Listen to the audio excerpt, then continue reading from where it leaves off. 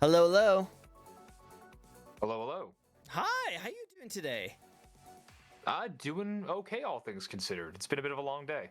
Oh yeah, no, I know the feeling. It's been a long day for me as well. What did you do today? Oh gosh.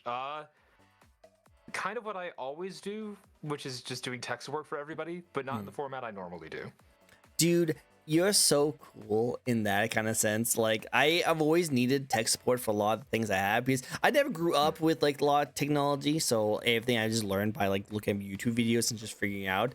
When you came by, because for those who don't know, he actually came by and helped me out immensely with his tech support on my end, and it just vastly improved all my quality.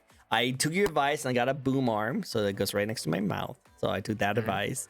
And also you helped me get some filters, you helped me with my stream quality, and even to today you're still showing me ways to improve my quality of stream. So you're like a godsend. So thank you so much. I really appreciate you. Less of a godsend, more of an IT guy who never stopped doing work. Cool. Let me turn you up really quick because actually I got you covered. Hold on a second. Speaking of, let me just go ahead and flick on a couple of switches and adjust that and a little bit of this. And I am totally actually doing things. I am. But no joke. I think that this will do a little bit better. Ooh, look at that. I like that. Oh. Maybe we get some ASMR streams. Maybe ASMR. Maybe later. Ooh, one day. I want to hear you go, "Hello, Kitty," or something. I don't know. I bet people like that. People like that. There's an audience out for that. You can also get one of those like cool mics that has the ears on it, and you can mess around with people's ears. I'm pretty sure you have some audience that would be down for that. Potentially. Well, like I said, you have a nice deep voice, so like it'd be kind of cool to see that. Also, just story time. I have met a lot of like ASMR artists who like does a lot of like voice time and stuff like that. That also works out very well. Yeah. No. I mean, I've had a couple of ideas of what I could do with that, and I've been working very closely towards that. Don't worry about it. Oh, don't worry about it. Yeah, because I was kind of worried because like you look like someone that would hack my computer if like I gave you too much access and you would just take over. But no, not for bad reasons. Not bad reasons. Don't worry about it. Well, I'm in the notion that like as long as you fix whatever tech issue I have, you can have all my RAM. You can have all my GPU. You can have all my power. Just fix issues. I can literally just eat your GPU. Yeah. Well, you know what? Oh gosh. Don't eat my GPU. I need that for tomorrow. I would really appreciate that. So yeah. Yeah. Well, oh yeah. Hopefully. How much GPU do you eat a day? How much GPU? I don't think that's the unit that you would go with normally. It would be technically be cycles. You know, CPUs run in cycles. Okay. The clock cycles. So just using it for reasons. Okay, yeah. I just never heard someone eating GPUs in cycles either. Hell. Honestly, if you want to talk about eating GPUs, ask NVIDIA about the new 5090 power connector. Don't know how much you've looked at that. I don't think I want to eat that. That sounds pretty dangerous. I mean, it's spice. I have sriracha with every meal, but I don't know about that one. You have sriracha with every meal? You know what? Sriracha makes everything taste better, so maybe it's proudable. Right. Okay. I can see that. Maybe. What about GPUs? Hold up art program. Okay, so that's Hellhounds. Hi, Hellhounds. Hello, HH. Hellhounds is a friend of mine who kind of, whenever I mention something stupid, she will draw it. Every single time. She put out a thing recently when I was mentioning eating people's RAM, where she literally drew like a little scrungly version of me and a little scrungly version of Google Chrome and showed us fighting over a RAM stick because, you know, Chrome takes up a ton of RAM. Yeah. Boom. I love that. You know what? I can definitely see that. I feel like you would beat Chrome. Yeah. I feel like you have an upper hand on that. Chrome just buggy. I've got a decent upper body strength. Yeah, I think you got this. I've seen your pictures. You can work out. I try. Yeah, look at that. Look like you're good. Yeah, you got this. This is actually not too far off from my actual body type. Come to think of it, so that's kind of funny. No. I think that fits you perfectly. You know, and also you have horns, and we all know what horns are used for. Stab people. Decoration. Oh, Yeah. okay. Sorry, I thought you were implying the other thing that everyone keeps implying with the horns. You mean like as handlebars? You didn't have to say it. Sorry. No. I every now and then I'll get Hazel's like tweets on my thing, and then she. Oh, you mean Hazy's or Hazy's? Yes. Yeah. Yeah. Oh my God. Stab people and fight for the lady. For fight for lady. But gotta be fight. You gotta be bigger. Gotta be a little big, just a little bit. Wink. Am I winking right? Let me just. Yeah, there we go. Yeah, you got it. Good job. Don't worry about that. Don't worry about it. My tracking works when it wants to, basically. It's really smooth. Like I've had a lot of people use the same kind of like style as yours, and the hands either like glitch a little bit or like it doesn't sort of. I'm just very careful about it. I'm very specific about how really I have these set up. Really cool. You know, okay. Getting into things, I guess, because I know you have questions for me probably, but I have plenty. I have plenty. So I have a leap motion that is right here. I'm not applying my crotch. It's right above my crotch. Is that what they call it nowadays? Is that what they call it? Elite motion. Elite motion. Sorry, no. A different company bought it up. It's now an ultra leap motion. Oh, so sorry. Bigger. Oh, it's bigger. So I took. It's usually advertised on Amazon and other sites as like double-sided nanotape. I don't think there's anything nanotech about it. It's whatever. It's double-sided sticky tape that's really good at adhering two different things together, usually metals and plastics that are porous. And so I took that and adhered the leap motion to my desk, and it has been here for almost 2.5 years. Wow. It has not moved. It is in the same spot. I'm amazed that it stayed. Sounds like a command strip base. It's basically a better command strip, or rather, it's a more modular command strip. You can take a little pair of scissors and just snip whatever size you want. It's great. Nice. I like that. If I ever needed anything like that, I will definitely reach out to you, see where you found it, and I might buy it myself. Oh, it's cheap. It's like $7 for a big roll. That's not bad. It's great. That's not bad. Oh yeah, 100%. All right, cool. Well, for those who have never been to one of my shows before, this is a fun little VTuber talk show we like to host each and every week. We'll be asking our lovely guest here 15 questions. These 15 questions can go into how they first got started, the content, things they like to do, and more importantly, the best thing I always like to talk about is their model and the concepts and designs, maybe some little lore and some fun facts about them. So sit back, relax. But first, let's start off with the best thing, and that is introductions. How about you introduce to everyone here that might not know who you are? Sure, I'll do the spiel. So hello, I'm ID10. I'm your resident tech gremlin. That's the end of the spiel. That's kind of fictionalized. The fun part is I genuinely do help people with their tech basically every day in one form or another. Oh, there goes the glitching. You told me, it looks great, and suddenly that looks great. Speaking of, the joke I've always made is that whenever I walk into a room, something breaks, and it's my job to fix it. That's hardly a joke. I've actually worked in IT. It has happened. Tech gremlins are real, and you're looking at one of them. You are a tech gremlin. You are the best. That's the idea. I like that. Yeah. You're the best. I love that. I'm getting a social right now so I can shout you out properly. You deserve. Thank you. Of course. I appreciate it. Of course. The least I can do. I just love like these kind of like intros where a lot of people go for it, and I think some people have. Oh no, that's share chat. Some people usually will actually go for it like a huge spiel, and then they go like, "This is what I always say whenever I have to introduce myself, especially from raids." But I feel like as time goes on, people just shorten it and just have it simple. And I like yours. Yours is nice and simple. I love it. Hello, Victor. It's great to see you. Hello. Victor is actually an awesome person who gets into Gundams in my streams. He's actually a really cool person. Oh, really? Mm-hmm. Do you like Gundams? I feel like you'd be into that.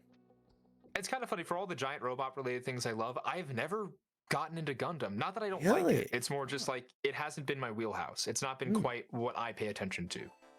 Throw me at like, I don't know, Titanfall or something. And I go, ooh, giant robot. He's my best friend. Throw me at Gundam. I'm like, that's kind of a neat robot, I guess. It's fine. No, I like it. It's neat. Progenitor of the entire like branch of anime that kind of contains that. Yeah. Acquired taste. Yeah. Gundam seems fun, honestly.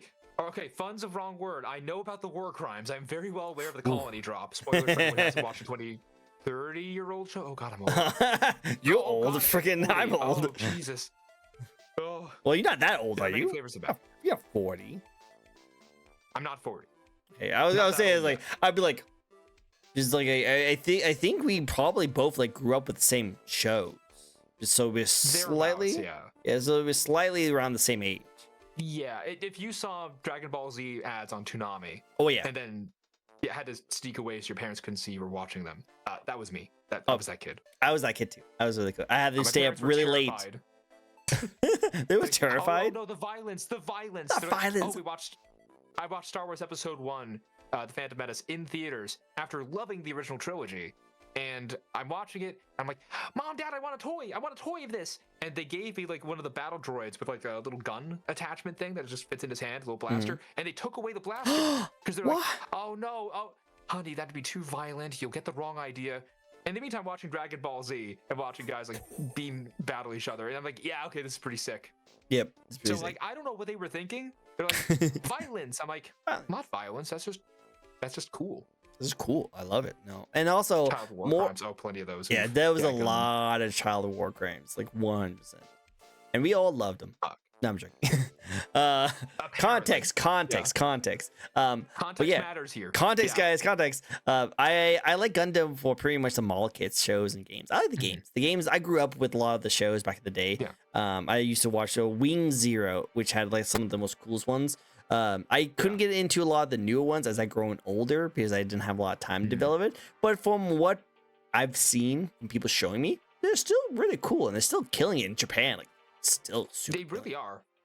I mean, the one Gundam I did actually watch at all, and I know this gave me the wrong idea, was G Gundam, the stupid tournament arc show. Oh yeah. My God, of course it was the one I watched. It was the one on Toonami. It was the one that was most available to watch at the time I was watching, and I was just like, yeah. This is awesome. It's awesome. Burning Finger. Fuck it. This is Burning awesome. Finger. I love it too. Dumb. It's so anime, but it's so good. I love it so much. It ignores like all the other stuff happening in Gundam, from my understanding. It's just like, yeah, no, it's kind of happened over here. It kind of does its own thing thing. About that timeline, it's dumb. It, when people, I've watched Giguk for years on YouTube, and this whole little in joke of just yelling tournament arc the second one shows up because it's such a common thing in freaking anime.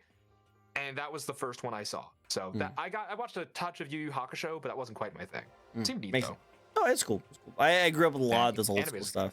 Well, because I didn't know anything. Because when I was growing up, I had like, SpongeBob and Ed, Ed and Eddie and Dexter's Laboratory. That's the kind of stuff I grew up. Yeah, like those. Like that was my jam. So when I saw Toonami one night with my brother, we were like, wait. What the frick? What's this? This is different. This is not cartoons. This is different. And we thought it was just the coolest thing in the world. Yeah. No, I think the drum and bass soundtrack for the interstitials combined with the vibe of the whole thing, just ace. Perfect. It is the best I've ever seen. Any kind of like in-betweens for a show besides Adult Swim. Which I mean Cartoon Network too. So like, clearly somebody on the creative directing team knew what they were doing and went, I want that. I'm going to invent an entire style that we don't even think exists yet. And then, well, people got obsessed with it over time. So they did something right. They did do something right. I Papa Sam. This is the new guy. This is the great guy. Yeah. I like him a lot because he's been helping me out behind the scenes a lot. So I want to give him as much attention as possible. Really cool person.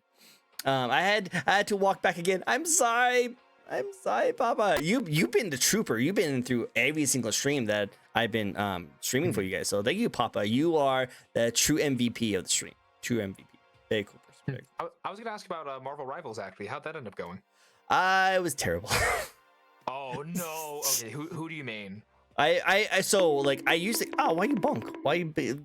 Papa's is bonking me. But no, he spammed the bonks. I deserve it. I apologize. But I made Loki. I actually really like Loki, but with the team comp I had, who I've been working with, I had to change up my characters and be a lot of different people. And mostly they had me play as Rocket Raccoon because he was really good. So I practiced and practiced and practiced. Yeah. But I got really good with him. I feel like I did. But man, the main mistake that happened was that I thought, because we were all like gold and only one person was like grandmaster, I thought we were going to be put into the casual cup because we were all not that good at the game, you know? But no, we were put into the grand cup. We were facing off against professionals. Oh, wow. Yeah. I have thoughts on bracketing like that. That's mean. Yeah. we just didn't have a chance. Like I'm not yelling at the organizers. It's more, please don't like kill your contestants. They pretty much killed it because we couldn't do anything. Like we were facing off against like Grandmasters, Celestials, like Diamonds, and all these other crazy players, and we were just like, what do we do? Like, what do we do? Like the Grandmaster who was on our team, freaking awesome person, Corin. He actually was like giving us like suggestions and things we improve on, some of that. But it got to the point that our morale was just tanked at the end. We just like did not have fun. It's fine. Like, unfortunately, like it wasn't as exciting as I wanted it to be. So I was kind of expecting it to be more of a casual kind of fun thing. While there was a lot of money on the line, so obviously the people in the Grandmaster tier were not playing around. They were just like trying so hard to get that high money. So we was expecting it, but they still went hard because they wanted a paycheck. I mean, I understand. Get that money. Makes sense. Nothing against them at all. It's just that, like, I will definitely say it did kill the game for me, unfortunately, because now I don't feel like playing the game anymore. But no. I know it's kind of sad, but I'm just gonna wait until like a new character comes out that looks fun, and I'll jump back into it. But right now, I'm probably I'm gonna put it off to the side. I'm gonna play Monster Hunter Wilds. You know, I'll play that game. If your computer doesn't explode trying to play it, of course. So luckily, I play on PS5. Fun fact. Oh well. So it's still not gonna run great actually, but at least it'll be stable enough. I heard. Yeah, I heard. Okay. Hey, to everyone who's currently playing Monster Hunter Wilds, I found a trick. I don't play it, but I found a trick. I learned about this just literally 10 minutes before stream. There is a typo in the config file for the game that accidentally sets it to a higher resolution than it should, i.e. roughly 4K, when it should not be 4K, regardless of your actual set resolution. Instead of resolution, it says resolution. There's literally 2-letter switch. Fix that in the config file, look it up, and you will fix most of your performance issues. If you were getting about, lucky you, 120 FPS, get to 140. You were getting about 40 before, get 50 or 60. It'll be much better than it was before, but Capcom, fix your shit, please. Write that down. Write that down. I clipped it. Write that down. I clipped it too. Yeah, no, look up the config file. Look that up, double check it, make sure that all of the variables are named correctly. If you don't know what they are, don't worry about most of them. The display resolution is the one. Check that first. Trick it first, guys. You guys should be good. You should be good in that. You like that? Yeah. Cool. Which means everyone was trying to run at 4K basically and killing their computers, but that's beside the point. I'm gonna go tell Hazy about that later. Actually, you should message her. You should let her know. I think she would like that. Yeah. She's been streaming that like crazy, so definitely needs. Yeah. But yeah, no, I heard that that's actually been a pretty big problem in the Monster Hunter right now. Is that it's not optimized very well for PC. But yeah. It's unfortunate. That's why you're the tech guy. That's why he's the tech guy. Yeah, a lot of games unfortunately have been coming out that are very CPU dependent when they don't really need to be. Helldivers 2 is a great example of that. The game is great. It's a lot of fun. It can run well on certain systems, but on others it just kind of dies. You know why? Single core performance. The thing only uses 2 or 3 cores, not even like we're talking threads rather, but 2 or 3 threads rather than using your whole CPU at a time. It's mostly just loading things on a couple of them to load in assets. I don't know why it's doing that. Like the enemy AI seems to be running on a single core, 2 threads total. So I think it's the engine they're on. To be fair, that thing, was it Silverfish? That engine was discontinued in 2017, and the dev team brought it to completion. I don't know how the hell they pulled that off, but power to them for working with an outdated system and getting it to work well, or well enough. No, they did a really good job, and I like that. Yeah. Cool. Well, no, because at Papa Sam, that's why I'm the tech guy. I've obsessively memorized a bunch of random nonsense that most people think is gibberish, but it turns out sometimes it works. Sometimes it works, and it helps it out because then there's people like me who like has no idea anything about that, and you're like, oh yeah, you should have done this, and this, and download this and the settings. I'm like, why do I sound so much better? Yes. Silverfish, why did I say that? That's a different thing. Decom killed 2 years into Helldivers 2 production. Yes, Hellhounds, you're correct. Sorry, we talked about this a while back. So thank you for the clip. Thank you for the clip. Appreciate it. Yeah, good for the clip. Yeah. Engine. Okay. Oh, go ahead. Sorry. No, I was just reading what he was saying, like about the stingray. So okay, I agree. Yeah. No. Okay. Yeah, Hellhounds. She's basically my second brain. It seems when I completely botched the name of something. Dang. I've already told her about it because I'm excited about it. Well, Hellhound, I love that. It's like having 2 tech supports both working together. Russian Badger, of course you did. Russian Badger. He's hilarious. I love him. I love watching some of his clips. No, it's really good. It's really good. Well, with all that said and done, we can go more and more about all the technical stuff on things on the games. But let's talk more importantly things like you. Let's talk about you Oh God, and all me. your stuff. Yeah, because like I bet like see, yeah, that guy. Oh, that guy right Okay. there. So I mimic you because your hand's really good. No, you. Yeah, This guy. it's always this hand that gets the glitchiest. I don't know what's going on with it. Oh, and now it works. Sure, why not? Obviously. I mean, later, of rolling the course. fingers thing, and it just caught it. I don't. Whatever. Yeah, it's still really cool. It's still really cool. Technology. Technology is crazy, right? Yeah, I know. If you ever get a leap motion, clean the front of it sometimes, please. Please. Again, take notes, guys. This is going to be on the test at the end. You guys will be tested at the end. But let's get to know you, like because like you obviously have a wealth of amazing knowledge when it comes to tech support. But let's talk about the techie person themselves. Like, why and when did you want to get started in streaming in the first place? Okay, so this is a little bit of a story. I'll try to cut it down a little bit, especially the bits that are more personal. But so I got into streaming when I was born, when I was a wee little glitch. No, I was gonna be like, wow. I How old are you learned about as old as Doom, if that helps. That is literally correct, or close to literally correct. It's close enough to. Point is, I'm older than Doom. I first learned about VTubers specifically, but streaming in general, I knew about. VTubers I knew about through Kizuna Ai, who, by the way, is back. Yeah, I saw that. She's back. Voice actress, she's back. Holy shit. Right? The original VTuber, pretty much, is back. Yes. Was I a pen drive? Nah, floppy disk. Zip drive, actually. Ooh. Zip drives were cool. Yeah, but they were cool. They could store like a good amount of space. It was like 300 megs. Anyway, point is, Kizuna Ai learned about her, went, this is amazing. Oh my God, this is going to be super cool. And then I learned, oh, it's all pre-recorded and like it's motion tracked. It requires a studio. It required so many resources. I just was like, I guess I'm not touching this until the tech gets better. This was back in like, I want to say high school. I learned about her. No, later in high school. Sorry, because Kizuna Ai was later. Point is, learned about her, went, this is neat. I'll put that in my back pocket for later. Then later on, I hear about Iron Mouse and a bunch of other VTubers who have become mainstream using consumer tech. And I go, oh, wow, this stuff has advanced a lot in the past several years. Okay. You can just do that now? Sure. All right. Then a couple friends approached me, said, hey, ID, if that is your real name. Oh, yeah, it's totally your real name. Totally your name. Totally legit. It's on my ID. It's on my social security card. You know, the full number is 0123456789. Anyway. Use that as you may. Obviously. A couple friends approached me and said, hey, ID, you are somebody who does video stuff, because at the time I just graduated from college, and they were really interested in the idea of like, oh, what if we streamed? And we have this guy who's a video editor. He knows what he's doing. Oh, he knows tech. He's used OBS before for actual live streaming tech for a couple of gigs. Okay, we'll ask him. They ask me, I go, you know what? I'll give it a shot. Sure, let me see what I can do to help you guys. And so I became their producer, at least short term. Without naming names, because I don't want to start a fight, and it's long in the past at this point, honestly. One of them, literally on day one of his first stream, turned me down as I was trying to get him to do an audio check, and it was a mess. I was trying to help. I was trying to be a good producer. He threw it away and said, nope, not going to help. Not going to have you help me. Go fuck yourself, was literally said when I tried to push. Other guy is super nice. I'm still friends with him.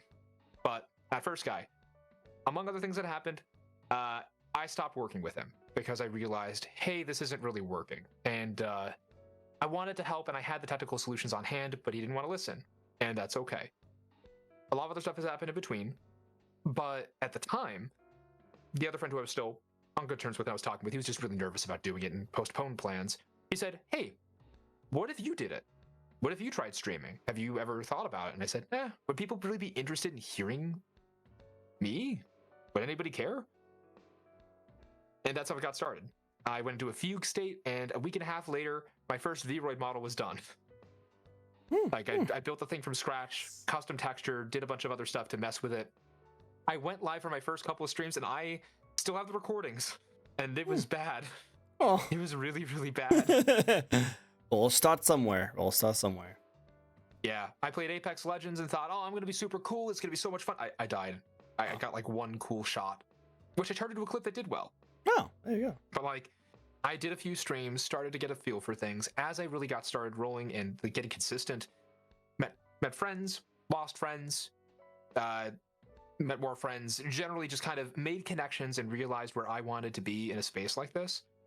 And at the core of it, it was that I want to help people and I want to make sure that their stuff runs well, because that's kind of important in a space like this. If it's really technologically driven, and my whole theming at the time was, oh, I'm just this little tech support guy. I went, wait a minute. Tech gremlin adjacent to a tech daemon with the AE, because daemon as in like a controller or host controller for a process. So I'm like, oh, I could just get the horns and the that answers a few of your questions, I'm pretty sure. I just love the connection you made. I love it. It's like, wait, tech, ID, gremlin, daemon, do this. I love your mindset. I love the train of thought you went through. It was good. Yeah, but the name is important though. Do you know the significance of the name? Okay, well think about it this way. Some guy walks into your tech support IT center, and the guy comes in and says, "Oh my God, my computer's not working. It's smoking. I don't know. It must have broken itself. I don't understand how this happened. You fix it." He puts it down on your table, and it's a laptop with buckshot gone through it. What went through it? Tell that buckshot. Like a gun? A shot? Like somebody shot. I'm giving you an extreme example, but the point is, it's broken beyond repair. It is clear something went wrong that is outside of your control, but they did it. What do you tell them? Tell them, hey, yo, like, there's nothing I can do. Like, there's nothing. Oh, no. You start with the basics. You start with, well, sir, love to help you, but unfortunately, we'll have to take a few to discuss it with the people in the back. I think you're experiencing an ID10T error. Is that what that is? I never heard that before. ID10 error? ID10? Okay, do you have a pad of paper near you? Actually, no, better. You got Notepad on your computer, right? Yeah, I have it right here. Open up Notepad. All right. Type out my name. ID10. Mm-hmm. Might be 10 with the number 10. Like literally TEN, replace it with 10. Read it back to me. Is it idiot? Oh, all right. I was about to say that, like, I think I'm an idiot for not knowing this. I thought it'd be funny. No, it's a classic IT. It was sorry. It is a classic IT gag. It was either going to be ID10, well, ID10T because it's Idiot. You want to make sure that it's not, So ID10T, or it was going to be Picnic or Pebcac, and those two sounded not marketable. So, problem exists between keyboard and chair, and problem in chair, not in computer, respectively. I like that. That's clever. I someone who's I probably would be that person. Like the 80s. It's still good. I would have been the exact person that will fall for it too. I'll go up to them like, hey, something's wrong, and they're like, oh, it's ID10. We'll go take care of that. I'm like, ID10. They must know what they're doing. That's it. They definitely know it. The fucking Pikmin thing. Pikmin Please do not spread it to more people. Do not spread it to more people. Pikmin's confirmed. There's a joke made at one point that a little like miniature version of me looked like a Pikmin, like one of the blue Pikmin. And so that's been spreading. It's been a thing for years at this point. I'm used to it. You are a Pikmin. You are a Pikmin. No, I'm not. It's not a stem. Oh yeah, there is a stem on your head. Okay, I didn't even notice that. Actually, I'm joking. I missed. Oh my god. I know you are. Oh my god. But no. Trust me. I know all about that. Like, people still think I'm a Pokemon. Yeah. Really? Yeah. He's my name. Trickco. Like Trickco. Trickco, yes. Unfortunately. Which was my main. That was my starter back in. Oh god. Oh, okay. I'm gonna sound old and also young at the same time somehow. That was Sapphire? I think so. Like, I never played that version. I always played yellow. Okay, well, that's I played red and like yellow. Those are the ones I played. Yeah. And then I had a friend of mine had blue. We traded between each other. Nice. I played the next one, and then I skipped out on I played silver. Silver and gold was my last one. And then after that I did crystal, and after that I stopped playing Pokemon until Sun and Moon. Oh, you skipped a whole bunch. I skipped a bunch. I played up until Diamond and Pearl, and then I was like, you know what? I had my fill. This is a lot of fun. I've got other stuff to do. I come back later. I'm like, they did what to Pokemon? What? Why are there keys? Why is one just a set of keys? Why is one a sword? What is happening? Why is one ice cream? Why is one a trash? Why is one literally trash? Literally the dead souls of children. What is happening? I like that one though. That was cool. To be fair, Pokemon has a whole history connected to yokai and Japanese mythology. I totally get it. That's kind of the vibe they were going for in the first place. So guess so, whatever, but like, not upset. like some of those those like creatures that came out like as trash, like ice cream and keys. They were literally based trash. On I know literally trash Pokemon. Were set in the areas where it was originated in like France. Like I think like the ones on the France, and then the other one was England. And I was like, if you want to put this towards yokai, okay, fair, understand. Then why did you release it during the times where it's supposed to be in like France and England, like not in Japan? They're gonna bring it to America and like have this is the totally not America region. This Pokemon is just a gun. It's just a gun. Yep, I was looking for a sword, shield, and gun. Just gun. You're going to get gun. No, I love those memes. Those were stupid and I love them. That was so great. I loved them too. It was so good. But no, going back to your lore, your history of you going into it, I actually really like it. I actually respected it quite a bit because it started out as just something that you just enjoyed doing. You love tech, you love tech work. You had some friends who wanted just to do something together, and it was a bonding thing that you guys all want to do. Now, it might have fallen off a little bit, unfortunately, from one of your friends, but it looks like it still actually stem you to be who you are today, and that's really cool because you are actually a really talented, knowledgeable person when it comes to tech support. I mean, and I want to see you do more content. I don't know. Like, okay, so you might say you have like decent, but I think you're freaking amazing when it comes to this Italian tech support. So it depends on who you talk to. Because I know. I just have a special interest that went too far and became my entire personality. Which is cool. It's fine. Like yours a lot more like useful than mine. I just like freaking talking about the gaming industry, and sometimes I like to talk about like anime weebs and stuff like that. You know, like mine's not useful. Mine's not useful.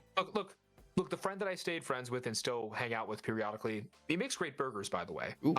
So I've seen him in person pretty often, actually.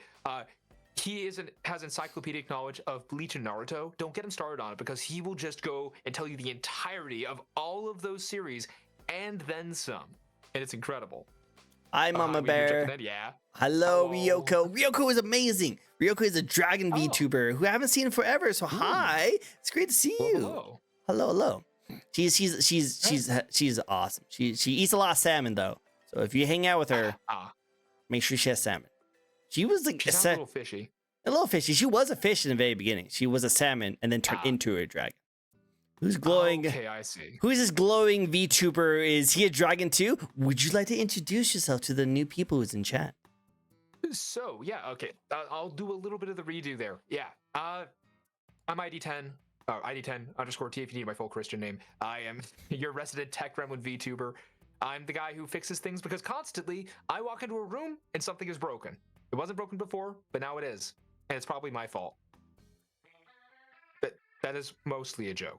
Okay, good. Because I was like, you didn't break anything, right? Like, I gave you some tech, so I thought you would eat it. You'd be surprised. But you didn't break it, right? It's delicious. Okay, good. You know, hand-me ram sticks are at least clocked decently for their type. I just gave you old. I just gave you old iPhones. Those are neat, though. I love it.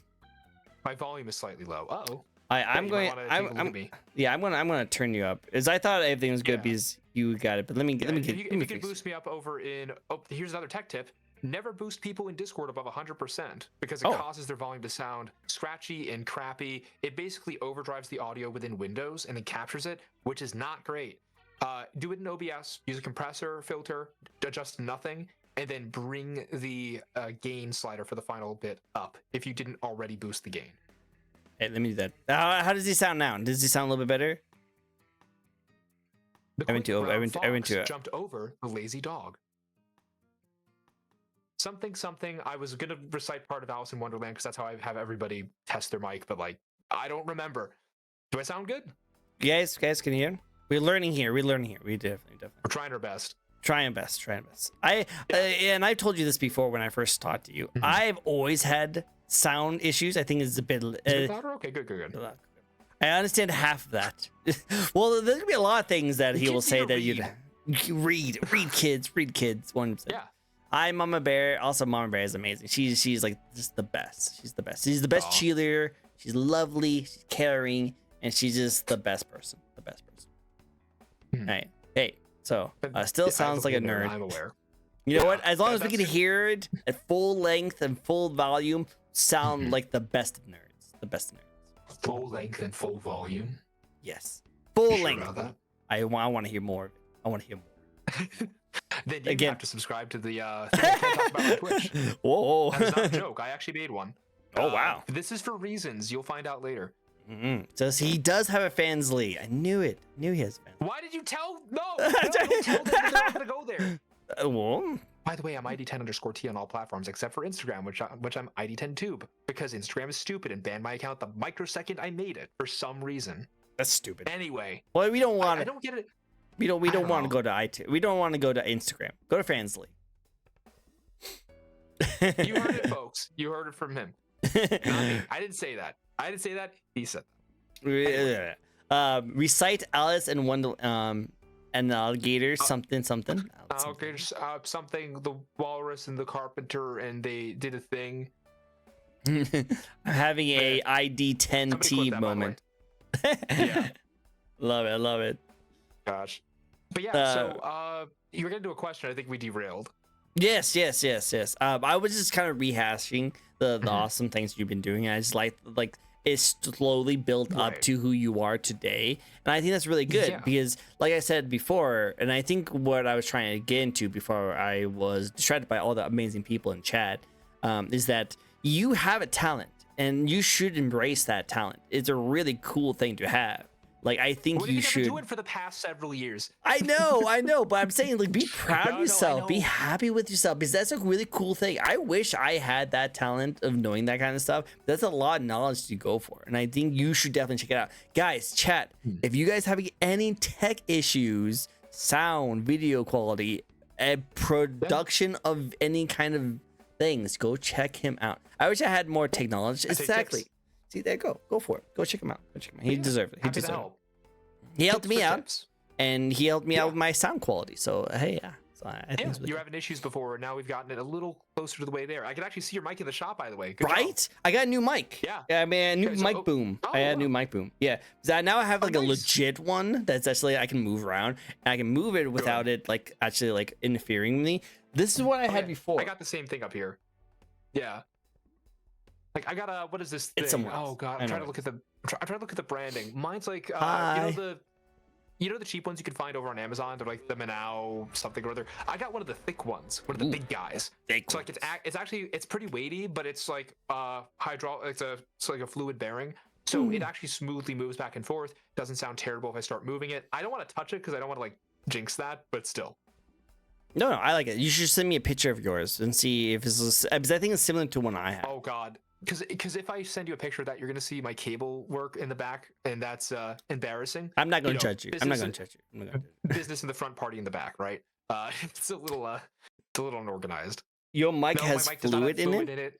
No, my arm is it's one of those smooth bearings where it just works really smoothly and it doesn't like creak and like make creaky noises and stuff. It's fantastic. I love But it. I in love any it. case, Going Yeah. back to what Chad was saying before, we love it as long as it's full length and full volume. Are you guys You quoting said it. something? Are you guys quoting things that out of context they're again? quoting you. Guys quoting? I didn't That's say that. context, I Phil. totally, I Sure. totally didn't say that. I don't know what you guys said. I'm pretty sure you said it. Nah. That doesn't sound like Yeah. something I would say. Nah. When was the Yeah, last time I you said something on stream where it was Yeah. clipped out of context? That happens to me all the time, honestly. I'm used to it at this point. Well, you talk about a lot of I- tech stuff, so it makes sense that you talk about long, hard, and like powerful objects all the time. I mean, we don't call them soft drives. Yeah, we call them hard drives. Well, we of course have solid state drives. Now, see, that's an advanced position to be in. You want to be in that getting to see position. one of It's the those. best position to be in. It's, Getting deep in there. yeah, get deep in there. You know, you can't just go half. You have to go. You have to know exactly what hole to put into it. You have to be in the exact position. And you need to make sure that you have the proper tools for the job. Right. Tech. But We're yeah. talking about tech, right? We're talking about tech, right? Generally speaking, yes. Yeah, tech. Yeah, I was. A draw ID like this Mad Hatter. It got adds to list. Add him to list. Yeah, from the Alice in Wonderland bit. Yeah. Mhm. I was gonna say, so I do appreciate the compliment, by the way. I know we've gone off track and then back on, then back off. Oh yeah. But so funny thing about that, I was gonna say, IRL stuff when I'm not doing this. I do actually I do video editing for a bunch of VTubers. That's kind of how I've gone from my origins onto here. But I also do tech support for people, both kind of individually on a kind of a contract basis as a little thing, or working with individual people for tips. But I recently got a part-time job where I'm doing the same kind of thing. Albeit, I don't think my boss is the happiest that I'm doing that. Note, if you ever get into retail of a certain blue color, very similar actually, if you hear me, don't fucking rat me out. Don't rat me out as being here. Because I've only been working it for a few days. This is a pad the bills kind of thing. Got this. But I have been told directly by multiple people at that job, and I'm not tooting my own horn. I was actually surprised. I'm like, no, I'm not smart. What the fuck are you talking about? They're like, you really know your stuff. I'm like, yes, because I'm obsessive about it and I have a special interest. And some people got what that meant, and others went, oh, you just really like this? I'm like, yeah. My boss has actually told me as I've asked for feedback. I'm like, okay, how have I been doing? It's only been a little bit. How's my work? And he goes, fantastic. You've actually been great. You've been more proactive than a lot of trainees we've had. But when you talk to people about tech stuff, just making sure, because you haven't done this yet, but I can see you might have the tendency, turn the dial down a little bit. You don't need to have it be hyper-tech. Old folks come in and they want a computer. They don't want a computer that has these specs with this capability and you can upgrade it later. They just go, honey, I just want to use my emails and play Minesweeper. I don't understand. That's all I want. That's all I want. That's all I want. Yeah, no. If I work in retail, get out. Oh, believe me, I can't say those words in case somebody from work finds me, because I think one of them might have actually found me already. But yes, I will. I plan on it. In my personal opinion, jobs are jobs, work is work. If you love what you do, you'll never work a day in your life. True. But I decided to work at a place because I need to pay bills. Yeah, so, you still need money though. You still need money. Yeah, money. What goes round. I have thoughts on capitalism that I don't think are part of this interview, but yeah, that's not the point. It's just kind of carried into what I do, and having people appreciate what I'm doing for them is honestly kind of nice. Helping out someone earlier today with a printer. Printers are hell. Like, you don't do tech stuff, you say, but printers, everyone knows. Getting to help a guy out to find a printer that was going to help he and his wife just get a bunch of documents printed off. They need to do that pretty often. His wife is obsessed with printing out websites she views. I don't know. They needed something that printed black and white color. Gave him a good suggestion with an inkjet printer of all things, but a good one. Like, we're talking close to enterprise level for a good discount. Cheap ink for refills. Fantastic. And it's not HP. Don't buy HP printers. You are cursing yourself by doing that. Do not do that. Yeah. No one did. When I used to have to print things, I would just buy an HP printer. I know. Oh, you fool! You absolute fool! No, don't do that. I was so stupid. I was so stupid that when I buy an HP printer, instead of buying the ink to replace it, I just threw it away and bought another HP printer because it was cheaper. Okay, but that's the thing. The price of the printer is about the price of ink, so you might as well buy a new printer. That's what I did. Every time you do that, you change out the ink you're gonna get, and it gets pricier each stage. And now they're like $100 for a refill kit, and the printer is $100.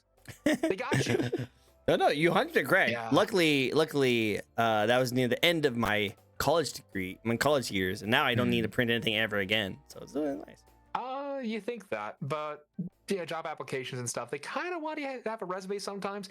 I'm embarrassing. I brought in my resume to my interview, and they're just like, oh, we're just gonna print off a thing, and I hand it to him, and he goes, oh, wait, you actually have a printer? I'm like, yeah, who doesn't? Who doesn't? Again, old. Luckily, I already have a pretty stable job that I shouldn't have to worry about those kind of stuff. And as long as I don't do anything stupid, I should be good. So hopefully I don't have to go through job hunting again. Can I cross my fingers? I can't really cross my fingers, but I'm crossing my fingers for you. Yep, thank you so much. I appreciate it. Going back to what Chad was saying a little bit, because someone was saying, hello, yo, Wilgid.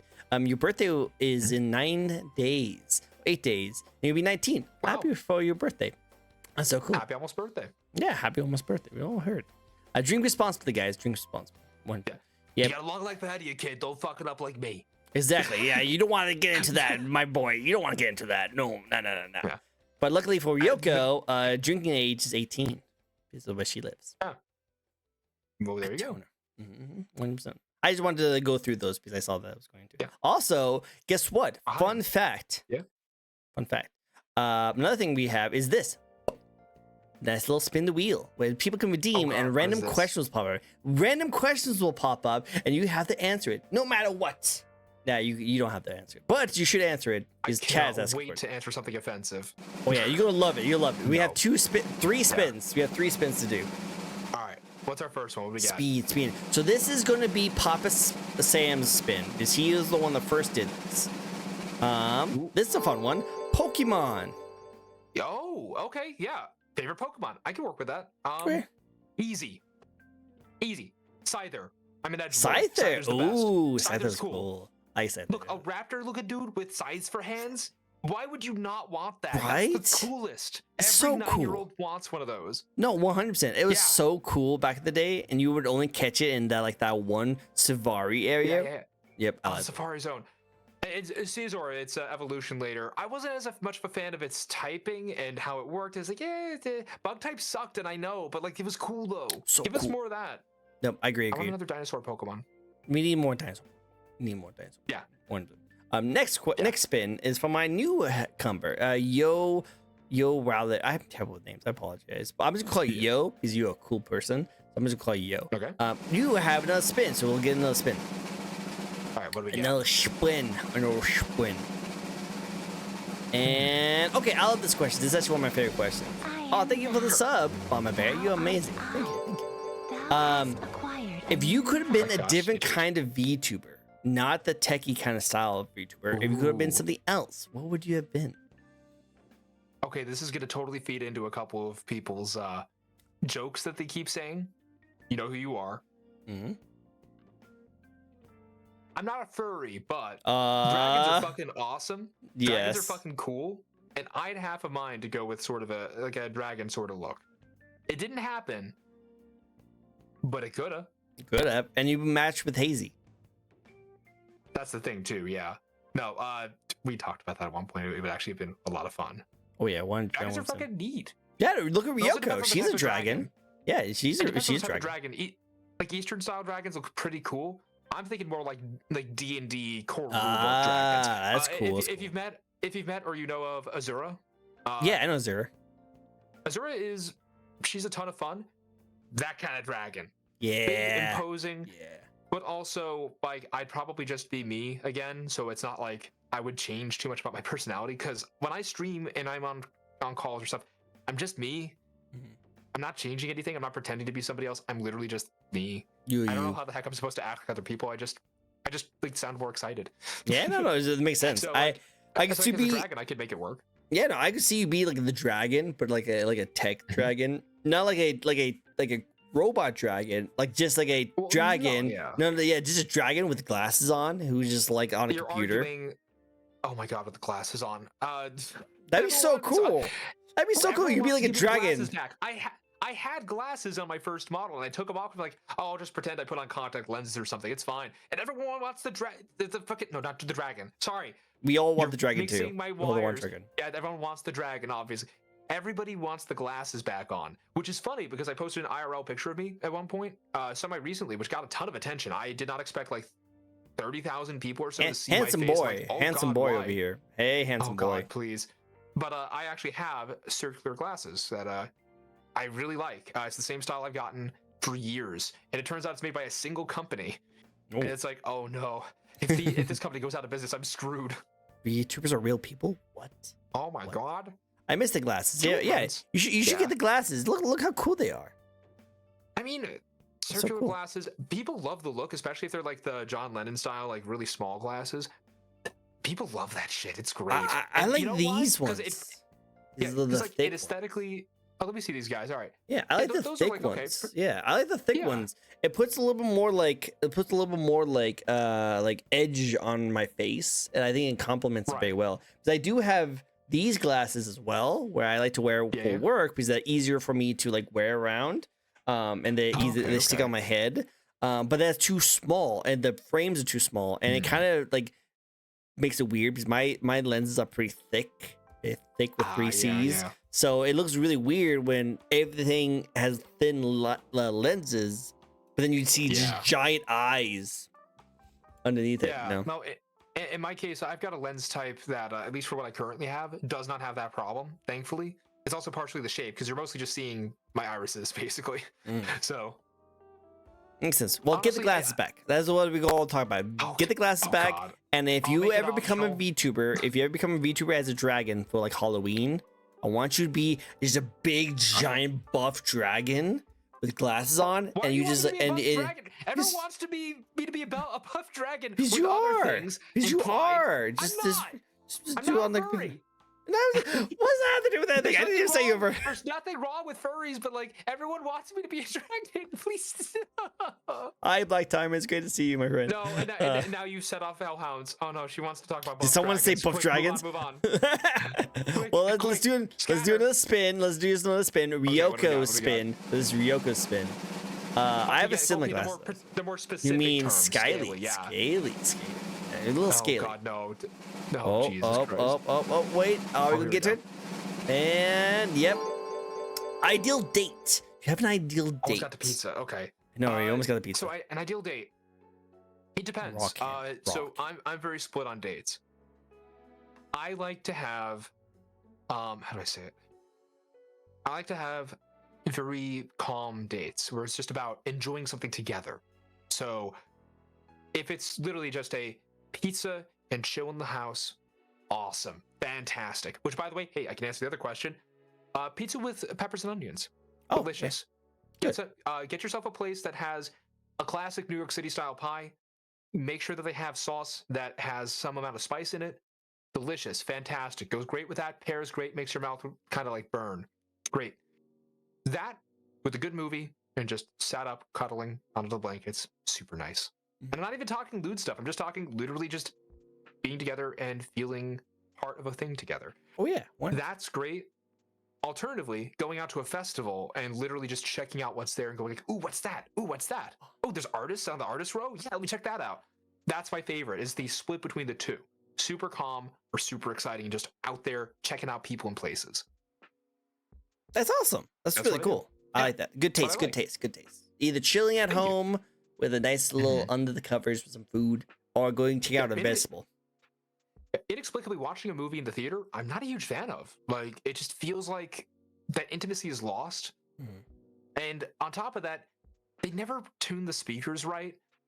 Look, David Fincher had it right when it came to complaining about everybody messing with his speakers, listening with the speakers, the projectors for his film. So he's like, I have a very specific way that I need you all to show my movie. The movie has to be shown in this exact resolution, this exact aspect ratio, and the speakers must be turned down 3 decibels.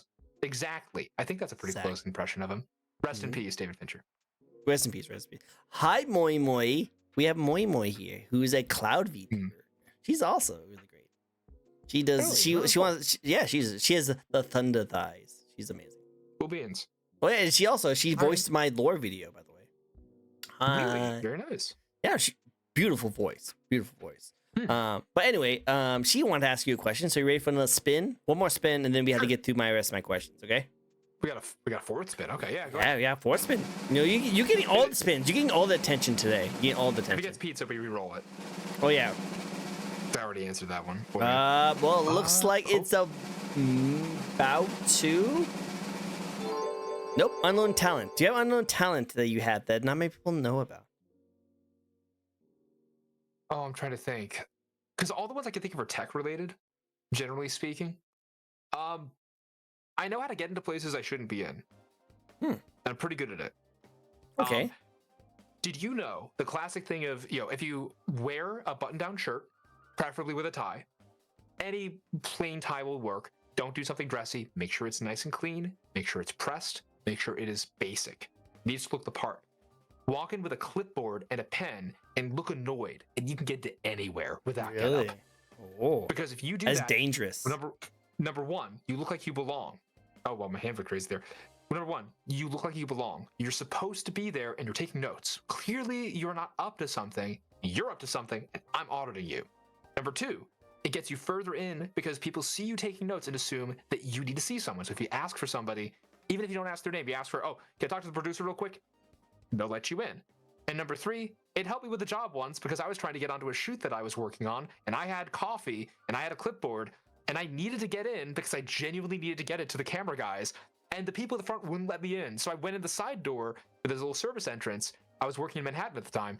I walk in and everyone kind of just look at me in this office like, oh, what? And I go, I need to talk to the guys doing the shoot upstairs. Can somebody help me out? I put on a thicker accent.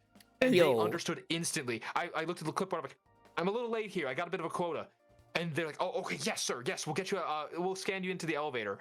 No questions asked. I love that. Right. I love that. That's a good skill. That's a good skill. Yeah, you're all getting good reviews. I'll give. And then of course when they go on break is like the people in front of like, man, this is one guy with a clipboard with a coffee trying to get in. I'm glad we didn't get him in because that guy was being weird. And like, wait, he didn't get in? No. What are you talking about? Yeah, he got in. So that's the thing. Penetration testing is a real thing. That is a genuine profession. What'd you call it? Penetration testing. So penetration testing is the art and the business of getting to places you shouldn't be in, documenting how you did it and why and who screwed up, and reporting that to the boss. That's literally the job, is figuring out how do you get physically or digitally into a space you're not supposed to be in and trick somebody else into letting you in. So you can find the holes in the building security. It's genuinely helpful. It's something I consider getting into. Yes, it's called penetration testing. Yeah, they probably should make your penis jokes. Yep, I was gonna say like they probably should rename that, but I like the job. Nah. Good job. Good job. We need to find more people with penetration testing. We need more testing of penetration. We really should, actually. Security is important. Security is very important. We need to make sure everyone has protected. Preferably with rubber. Anyway, moving on. Moving on. Let's go to the next question. So, want to deter professionals to... Yes. 100%. Ayo. Next question, and that is, what do you like the most about being a VTuber content curator? The relative freedom. When I'm on camera, I feel nervous. I feel anxious. I might seem relatively confident here. Stick a camera in front of me and have me actually speaking to you face to face, and I'll be a little nervous. I've always considered. I went to school for new media and digital communications, and there's a lot of theory in the material that I read, specifically about. It sounds like hoity-toity and shit, but the mask is an expression of the true self that's greater than the person you pretend to be. Like, you're not, when you put on a model, you get to be yourself, basically. If you don't have it on, you feel like there's social pressure to be somebody else. An appearance of who you are that fits a certain context. VTubing, and I guess content creation in general, really, even on cam, it's just taking that sort of mask and saying, nah, I'm wearing one, but I'm actually here. Persona. No, I love that. When I was going through you and thou art I. That's actually my sub thing is just like you are my great. Next. I love it so much. I used to not hear it too much, but then Mama Bear, freaking amazing, love ya. This is actually showed it off quite a bit, and I love hearing it. So cool. But anyway, yes, the cool thing about it. Oh, she's amazing. But the that's why I actually got into psychology. Like I got into psychology about like this personal persona that people have in front of people. I love just the idea of people not being who they really are and try to trick people to think that, oh well, I'm gonna put on this mask to show to other people, and my mask is gonna be different depending on who I talk to. Like the way you talk to me is gonna be a lot different than you talk to someone like your significant other. And that one is going to be a lot different than you're going to talk to your mom. that one's going to be different from who you talk to your boss. Each and every person has different personas, different masks they wear, depending on the people they talk about. And I love that mindset. That's so cool and interesting for me. But what if you are just too oblivious and just use the same mask for everybody? You might. Or not even use the mask. Just like go, yeah, it's me. That's me. When I talk, it's the funniest thing working in retail now and working there after years of being out of it entirely. And they're like, all right, so here's how we do this and that. I'm like, yes. What if we just told them what thing does? Because they want to know the thing. They want to have it. What if we just sell it to them based on the merits? And plus is like, well, you see, people are panicky. They kind of like they don't like hearing about it. I'm like, no. But what if I just told them? And so I did with the printer guy, and he was actually really appreciative that I went through the details. Most people don't, whatever. Yeah, but whenever I speak to people, whether it's that stuff or it's just talking with friends, it's talking with family, I usually treat most people the same because we're all people. True. Yeah, nothing's new under the sun. We're all people. If I'm going to talk to one person, it's going to be another person. They're going to have their own experiences and background. They're going to have their own perspective on me talking to them that way. And sometimes it's going to be a dick who goes, don't you know who I am? And I go, I literally have no idea, sir. I have no idea. I've never seen you my entire life.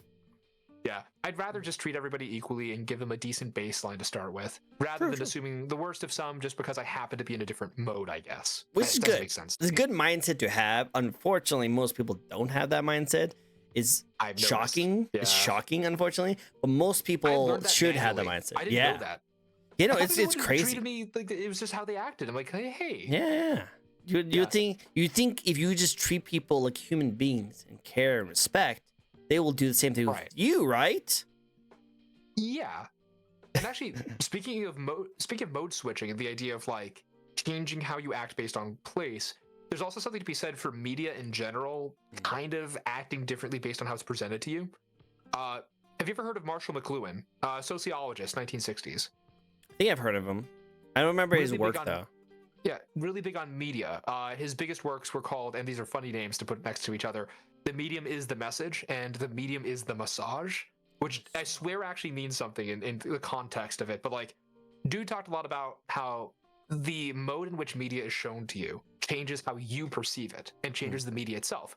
So he was talking in the era of TV and radio and newspapers and that kind of deal, right? For mass market communication. But we're talking about the internet now. He lived to see the internet become a thing, and he was surprised at how much his hot and cold media thesis came true. Hot media being media that's hot. It's warm. You can touch it. It's something you can talk back to. It is going back and forth. It is motion. It's kinetic. Whereas cold media, it's set in stone. It's granite. It is told to you. It is done. You cannot speak back to the media. It just is.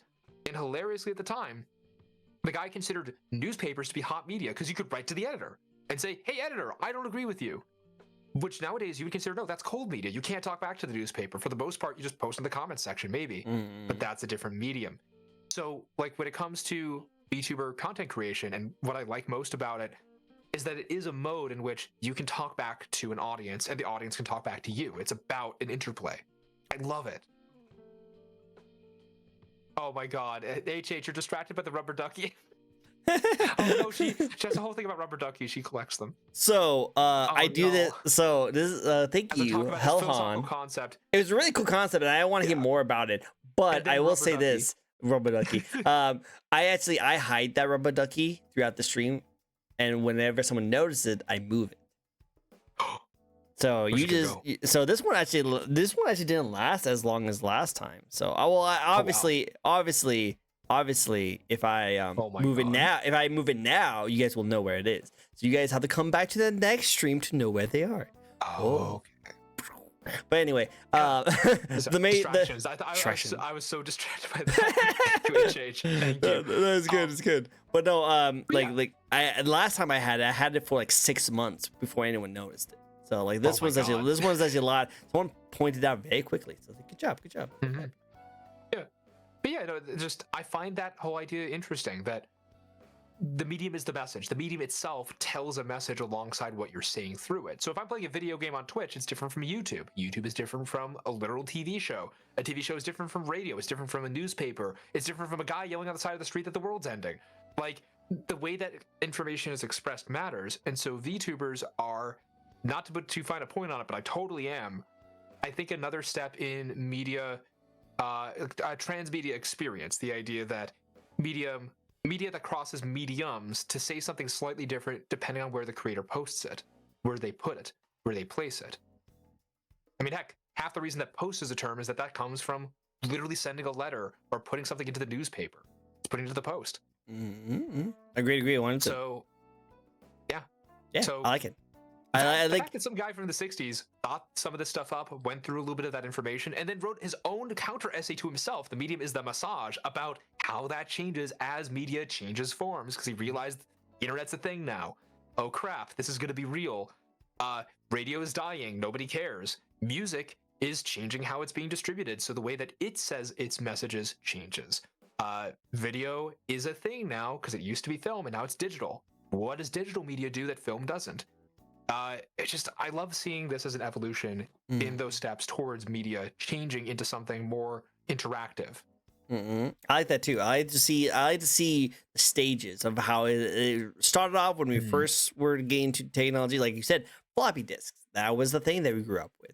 Flip phones, stuff like that, and just how things go into it. Now, I also like the mental state and the sociology of what people do nowadays, because like back in the day, we would just call you a nerd if you got into that kind of stuff. Yes. Now it's so common. It's so common. Yeah, we all nerds, but like like I said, we are now see this as such a commonplace that if you do not know how to like text on a phone or do something like that, you'll look weird. Back in the day, that was not the case. But to see society change and what is the norm and what is like different and what is considered as abnormal is very interesting to me, and I love seeing that kind of stuff. Yeah, it's the kind of stuff that I find most interesting about any kind of media and medium.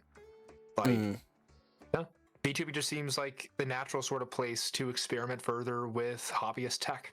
Sure. I love it. I love like you see it as like the tech side of things, of how tech evaluates. I didn't see it as like the human mind, the sociology of like the people interacting with said tech, which is really cool. I like it. Right. I like our conversations. Our conversation is very deep and meaningful, and I like the different mindsets of us. I think that's really cool. I can't. Well, yeah, 100%. Like, I can't like be on par with you when it comes to like the tech knowledge of things, because I'm not that savvy on that kind of stuff, but I can at least keep up with the conversation with you when it comes to the society norms and like what people see in this kind of stuff, because I do see those points of the message massage and understand those. I like it. Everything kind of is moving at all times and is fluid, so well, got to keep those definitions fluid and find the new thing. True. Going back to what Chad was saying, I said this during a different show, but I think it still counts. If you see or read Fahrenheit at 451 degrees, oh my god, it covers the media discussion to a T. I think that's a. I thought you meant like if you see Fahrenheit 451, I thought you were talking about the actual temperature. Like, ooh, that's really hot. But no, you're talking about book. Yeah. Okay, that makes sense. Yeah, no. And if you don't know, that the name of the book is the temperature at which books and paper ignites. Oh, that's clever. It's kind of I like that. Probably goes back to even further to post proclamations in the town square. I agree 100%. I mean, look, Martin Luther nailed the 99 Theses to like the church door. That was one way of putting across your point of this stuff sucks. Sucks. No, I love it. I don't know why that stuck in my head from like middle school. I never looked into religious studies. But anyway, that stuck in my brain because it was such a notable thing. But it is a way to get information across. It's in a world where canonical information is the way to go. Well, how do you talk back? Write your own thing. Tell them what you think. Agree, 100%. What, you don't watch anime? Dang normie. Yeah, no, like back in the day, you watch anime? Nerd. Wait, you don't watch anime? Freaking weirdo. I will say at work, I had the strangest experience that I've had in a long time, where I mentioned, Dragon Ball Z Abridged, right? Team 4-Star, the guys from back in the day. And this kid, who's like 23, does not know what it is. I'm like, really? Oh my god, am I old? Oh crap. No. It's just different people that grew up with different things. Like, it's super different. Like, so I went from working at a GameStop, where like literally Okay. like Oh, we my had all. condolences, by the way. I know. I'm sorry. I did that for 7 years. Fun. Oh, I jeez, know, I'm right? sorry, dude. Trust me, yeah. But the most of the conversations I would have was just nerdy stuff, video game, gaming industry, anime, pretty much. And then I literally left my hometown, moved into a completely new town, and got a completely new job where I work at a rental place. I work at Enterprise, which is also my condolences. well, I actually like it a lot better because it pays Okay. 10 times way better, and they actually treat your employees very well. Yeah. And also, fun fact, side note, if you guys can do this, try and do this. Work at a company that's privately owned because they don't have to worry about shareholders. That's true. Fun fact. So in Enterprise, it's really hard to get in as a management, so I was really lucky to get into it. But they're completely on the other side of the world, kind of like grow up. Like these are college students that grew up in like the highest prestige of like business marketing, and they go into this to learn more about like running businesses. That's what Enterprise does. Right. It's help you run businesses and stuff like that. And to see the different sides and how they grew up with me, 'cause I'm the nerd who plays video games.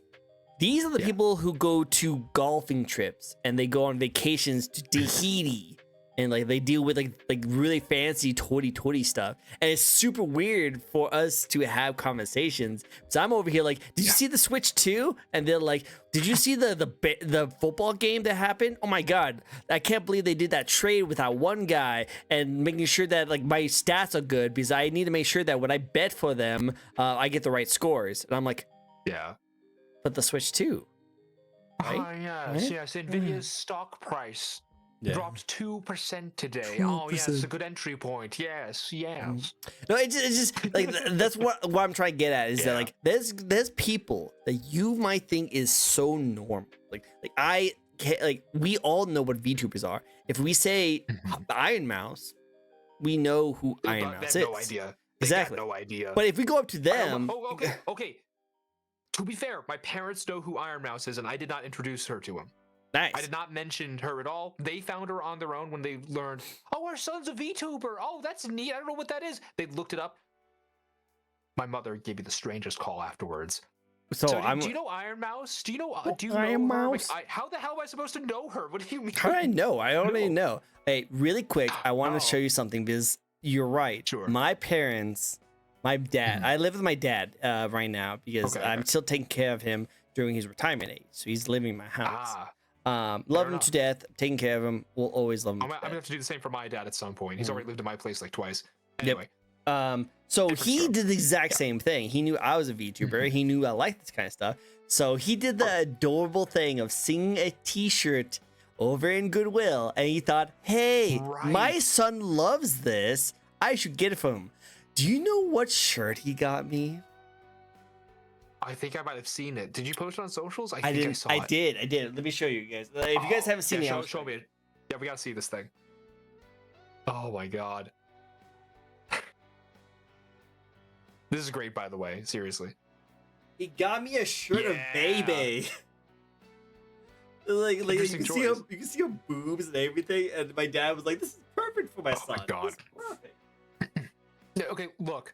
So with my folks, what happened was my parents hear that I'm a VTuber. They're like, "What's a VTuber?" To their credit, they Googled it. They're like, "Oh, what the heck is a VTuber?" My dad wouldn't know what Google is. That's where. Oh yeah, I know.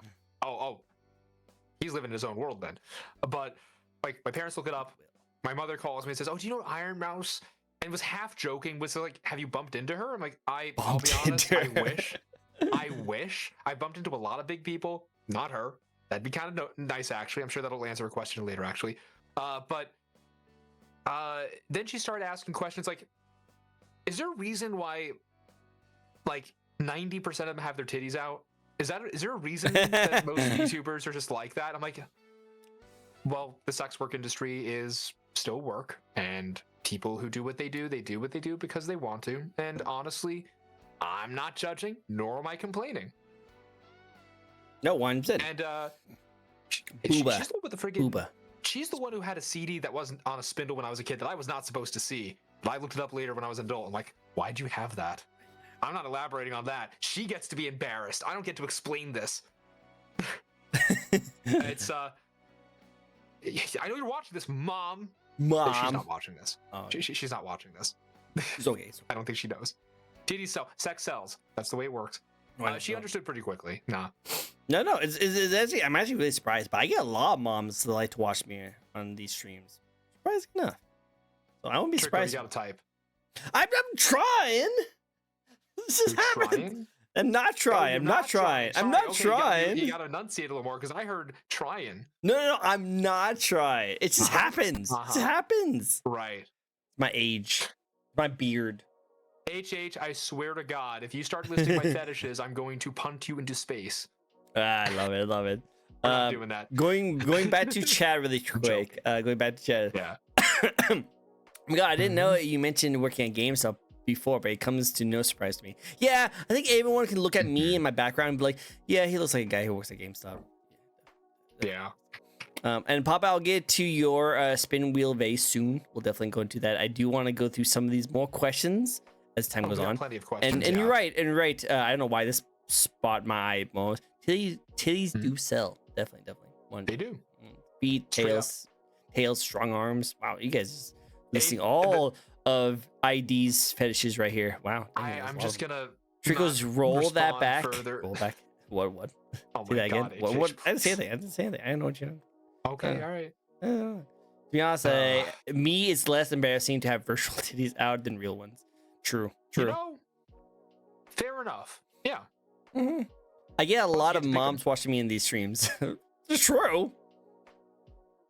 Like, yeah. 100%. I don't know what I'm doing, but I'm doing something. Yeah. Do it, coward. It's true. Do it. It's true. Guys, this is what you said. Oh, that's why I said okay. I got more guns than you. Oh snap! All the guns. So much guns. Oh yeah. You guys have plenty of guns. HH, we'll talk about the update later. I'm way ahead of you on the chat there. Ooh, yeah, I see some guns out. You guys are pulling out the guns. Oh my God. It's true. Yeah, yep. Lucy knows more than anyone. Lucy knows. Oh my gosh. Well, soon to be update, I'll have a lot to sell. Not your update, mine. Okay. But I get you. Okay. And hydrate, my friend. You need to hydrate. I know you need to make sure that your liquid cooling unit. You need to get your liquid cooling unit refreshed. That face was not safe for work. Oh God. Oh wow! I looked away. Can someone clip that? Someone clip that. Please clip that. Clip that. Clip. I clipped it. Better clip that. I have the power. I looked away for a second. We're gonna go into the spin wheel. Questions though, yeah. Yeah, we have plenty of questions, so we'll go through these. Don't get me wrong. Like, I do not want to spare the time, so still go into as much detail as you want, and we'll go in so much rants as we like. But I do want to get through some of these questions. Okay. Sure.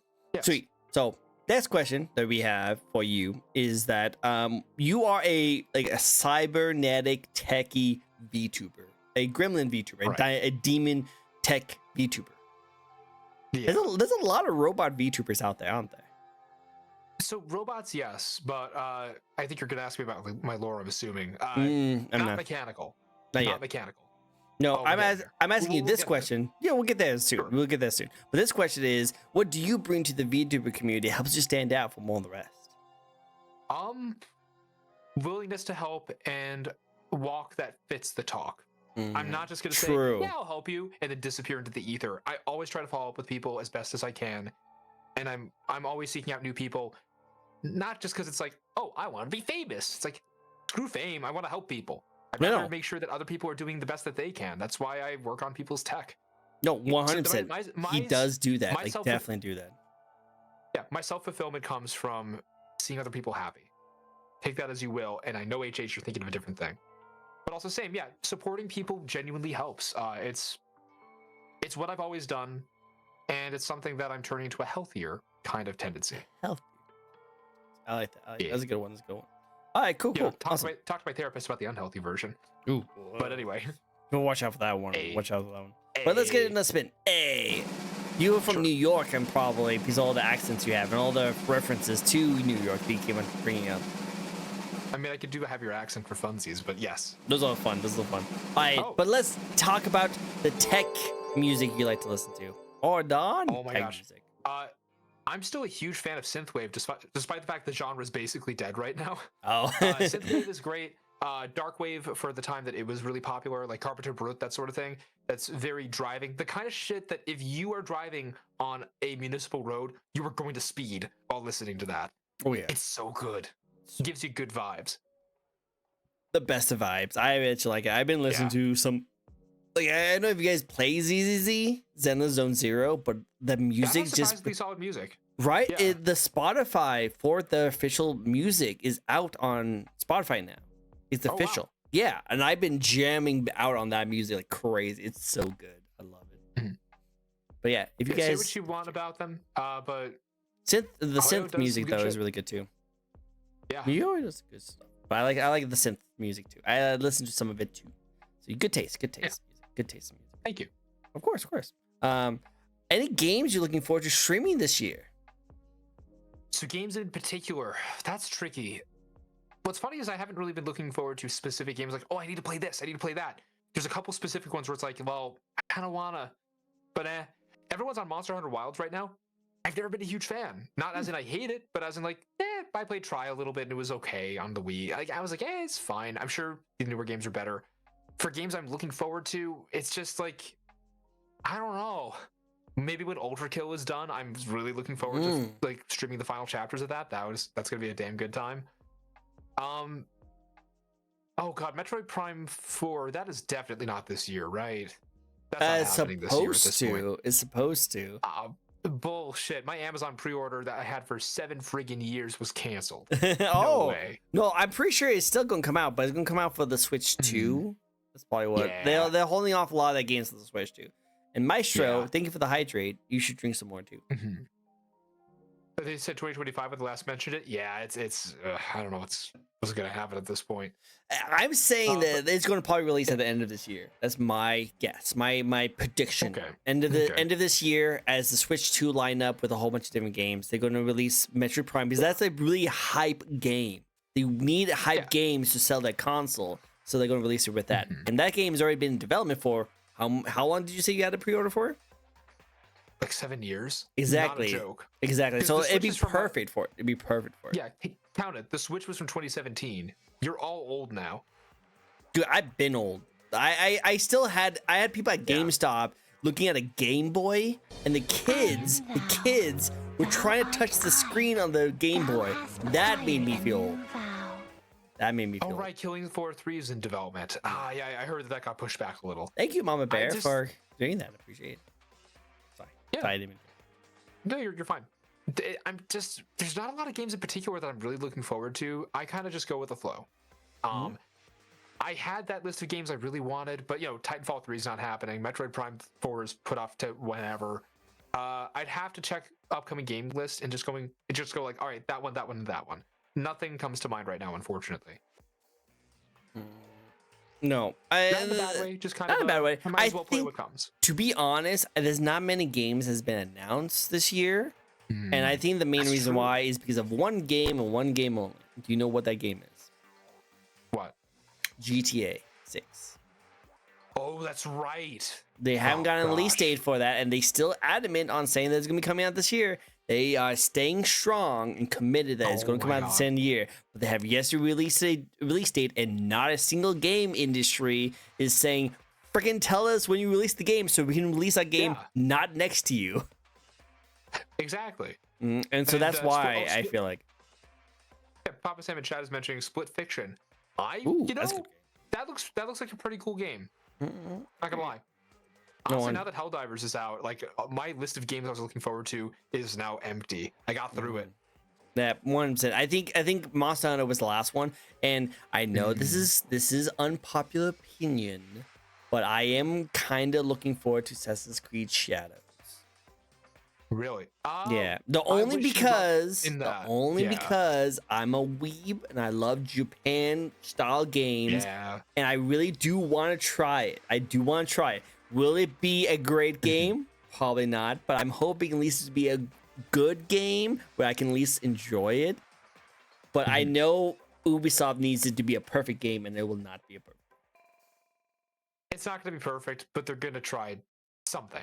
Yeah, they're gonna try something. Ubisoft, See. the future of the company is riding on this, by the Oh, way. yeah, Apparently, they were in 100%. shambles. Although they're Yeah. not doing good, and I Skull and heard Bones annihilated them. Why the hell did they keep developing it when they realized that they changed like two they different put too entire much design work. docs? They put too much work into Yeah. it. It already All cost we them so fucking much wanted- money. All we wanted was Black Flag with just the ship battles. That's Exactly. all we wanted. Yeah, And well, they kept changing it. Oh, it's a live service. Oh, it's a story game. Oh, it's this, it's that. And then the game comes out. Has anyone here played Skull and Bones? I never did. nope. I don't know. It could be fine. I have no idea. Oh, thanks, hand. It could be fine. I have no idea. It came out for free, and no one Ah. still downloaded it Wait, it was free at some point? I on didn't know that. PlayStation Plus. Oh, okay. And people oh, it's It like was still- Concord. Oh, Yeah, no. like Concord, yeah, kind of like that. Aw. And then also Star Wars Outlaws didn't do very well, and that's a Star Wars game. Yeah. That's crazy. I'm Star Wars surprised. games as well. Yeah. But like I said, we'll see how it Makes goes. fun now. It does ride on everything, so I'm pretty sure it won't do as well as they needed to do. But they're trying everything they can, and they're like Yeah. they're doing things that Ubisoft normally never does. Like one, they have delayed the game, which Ubisoft never does, Oh, yeah. and they're You get releasing, nervous giving when out. they do that. I know, right? Well, I'm okay with that because I like the Nintendo mindset of like the game needs to be ready before they release it. The game that comes Yes. out broken will always stay broken, but the game has yet come out still has the potential to be great. So that's why Nintendo doesn't really like to like talk about their games until it's about to be done, and then they announce it. Right. While other games like Bethesda, they like, oh, it'll get fixed eventually. They'll fix it eventually. The only exception to that I can possibly think of that got its shit together entirely is No Man's Sky. Yep, 100%. Yes. They definitely like unfortunately made it so that that Bethesda saying is true, unfortunately, but also they put a lot of work onto it, and a lot of the work they did put into it was free. They didn't charge anyone extra for this kind of content. So that's the main difference in that kind of situation. It's not a live service game. It's just a game. Yeah, it's a That live just got- service, but not like you pay for everything, which is good. Yep, 100%. Yeah, I agree. Yeah. What were we talking about before? So games I'm looking forward to streaming. Yes, The yes. list is kind of thin right now, unfortunately. A lot No of the worries. games I was interested in have evaporated, or a better game came out. Remember Arc Raiders? Remember that was going to be a game, and then Helldivers comes out and eats its lunch. Oh yeah, no, that's the same thing with the Overwatch and Battleborn. Remember Battleborn came out? Oh god, right? It was good actually. It That's was, the thing. Like, but I played Bethesda- it with the friends. It was great. It was amazing. I had a lot of fun with it. Unfortunately, Blizzard came out with Overwatch immediately afterwards and just wiped the floor with it. Unfortunately. And then Overwatch recently tried to update Overwatch 2. They're like, oh, we're adding all these things, we're changing things, we're trying to listen to the fans. Meanwhile, Marvel Rivals. Yeah, Marvel Rivals is just destroying it. Yeah. Because it does everything that we wanted to do, but with Marvel characters. So, like what's better than Blizzard characters? Marvel characters. Marvel. When's Marvel? Now. Yep. Now. But yeah, a real one, the pirate game, and they still don't get it. Yeah, no one's like they actually rumors of a remake of Assassin's Creed Black Flag coming into work. So we'll see how it goes. But yeah, no, 100%. It's just the only reason why I think I actually did hear that like 3 years ago they were going to scrap it, but unfortunately they already put too much revenue and put too much work into it that if they didn't release it, it would actually cost more. So they thought they might as well make something. Well, actually, off it. it's because the government of Singapore gave them a grant. Oh but they yeah, had to actually, that's they had to true. release That's something. true. Yeah, they actually had to release that was it. a nightmare, apparently. Oh yeah, I heard about Ooh. that. I did hear about that. You're right. Oh my god, I forgot Yeah. about that. And with Marvel Rivals, the layoffs, it was clarified, although the layoffs themselves, I think, are the layoffs were for a support studio. It was not for the studio that made the game. It was for a support studio in the U.S. that was the head of communications for North America as a region. My understanding is that the company behind it, they're pulling back into mainland China and trying to avoid releasing things in outside territories until they are tried and tested in that region. That's at least what the public information says that they put out. They're like, we didn't fire the devs. The devs are still here. Yeah, they're still here. but They're it's a just whole thing. that branch. I don't. But also didn't the I people? don't, Didn't the actual Yeah. people who was still working with them did say and go on record that hey, we lost our jobs. So well, I mean, they did lose their jobs. That is real. That happened, and that still sucks. I'm just saying that research and double check things just to be safe, because I was also angry. I'm like, oh, actually, hold on. Now I'm angry for a different reason, which is laying off people when a game is successful and it needs the support. Yep. But whatever. Well, I am keeping my eye on NetEase. NetEase has been notoriously for making a lot of mobile microtransaction heavy games where they have not been the most best practice. Now this game is doing super well. You know, there's just a matter of time where they might pull off some stuff. Right now, they're getting really liked, and a lot of people would like them. But just give it some time, lose some competitors like Overwatch, and they might start thinking, okay, maybe we can start trying more things. You know, so we'll see. We'll see how it goes. But going on to the next question. Next question I have, not that question. That's number one. We're not back there. We have this one. And that is your community. You have some really awesome people in your community who's actually here right now. So my question for you is that do you have any games that you like to play with your fans? Any community nights? Yes. I've been making it a thing recently to have pseudo public, I guess not public, community driven Helldivers squads. I've been doing that because that's a ton of fun. I've been having people pop into stream to bully me while I play Balatro badly, which has been one way to do it. They're basically my hands at a certain point. They're telling me what to do. That's a lot of fun. I have not been playing Marvel Rivals as much as a community thing, but I've been playing in other communities to play it. I've been trying to get more community stuff up and running because, honestly, as people have seen that I've been streaming again after a bit of a hiatus, they really want to interact and play and do stuff. I've been trying to set up a Titanfall 2 night for a while. Ooh, that'd be fun. That'd be really fun. Getting a full Titanfall 2 lobby with everyone would be a blast. That'd be cool. I you know what? To tell you the truth, I have some people that would love to do that. If you need people, it's like you have tech support down, and I wish I could help you with something because of all the help you've done for me. If you need people to fill up collabs or anything like that, let me know. I have some of the most coolest people. Yeah, I'd be happy to reach out to you on that. Definitely. Belantro Bowling Big Braining is quite entertaining, I bet. I might have to check in on that. ID is terrifying in Titanfall 2, so I'll pass. So, okay, I've been playing Titanfall 2 for years. If you've never played it, the skill ceiling in multiplayer is no roof. If you learn how to play really well, you just keep getting better until you stop playing, in which case it decays a little bit. And then you hop back on. It's like riding a bicycle. You know exactly how to use a grappling hook again. You're flying. I love playing Titanfall 2. It is my game I play to relax. I will take melatonin right before bed, and then I will play a few rounds of Titanfall 2 to get myself ready for sleep. I am nuts. I don't know why I do this. Go for it. It's actually cool. I still do okay. Even I'm handicapping myself just to see what happens. Cool. I love it. But yeah, I'd love to do more stuff like that where I get to play with the community. I know Treason and a couple of other games that are kind of like Trouble in Terrorist Town style. Great stuff for community nights. I have been considering a lot of options. And also Atlas, if the dev decides to update the damn thing, because it's been a while. That'd be cool. That'd be cool if they actually, speaking of, progress update.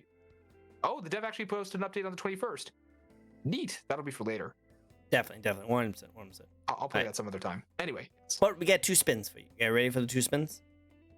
We have even more spins. I thought you said you had 3 total for the stream. We've been on like 5 at this point. Yeah, no. So we had 3 earlier, and then they keep getting redeemed. So we just keep on adding until you run out. Until we run out of these spins. Okay. So we have 2 more. I've been keeping track on it, but I always try to separate from the spins to the actual questions to keep the flow of the stream going. Fun fact. Okay. A little behind the scenes for you guys. All right. Hit it. What do we got? Right, cool. Next question for you. Next spin for you. I believe both of these has been Papa Sam's. He wants to ask you all the questions. So, this question might be interesting for you. Do you have any YouTubers you like to watch? Holy fuck, Scott the Waz. No, yes. What? Scott the Waz is one of my favorite YouTubers. He has not been releasing as much this year, but honestly, it's because he needs a break.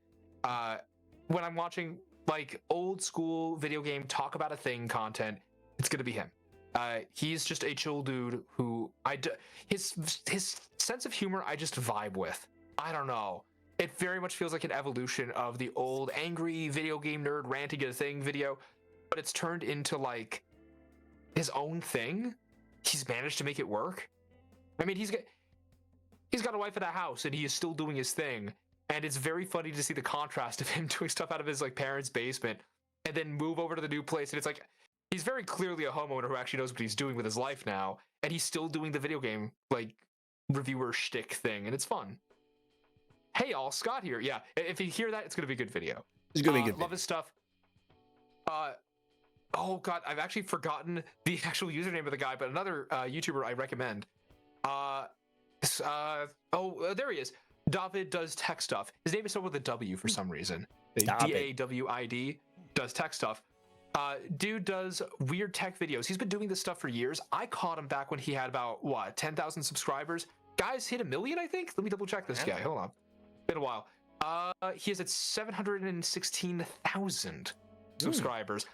Guy has come up from basically nothing and has gone from being kind of just a guy who talks about weird tech stuff people don't think about to like actually getting reviews done for like new products. And I pay attention to him because he's got a decent sense of humor, but he also does seem to care quite a bit about making sure the stuff he is looking at works. And if it doesn't work, he explains why.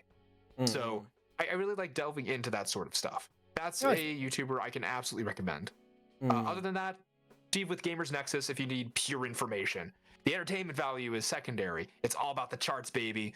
You want to see some new parts and see how they work against others for computers? You want to see how a game might have some weirdness going on with optimization that people have noticed? Tech news about stuff? Consumer advocacy? Go to those guys. Gamers Nexus are great guys. Awesome. I love the shoutouts. Love the shoutouts. Hellhound nerd.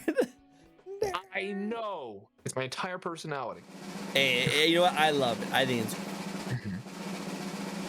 I feel like we both have nerdy personalities, but one's a little bit different than the other.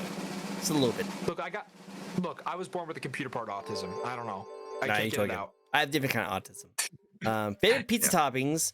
Now, what's your thoughts? What's your thoughts on pineapple on pizza?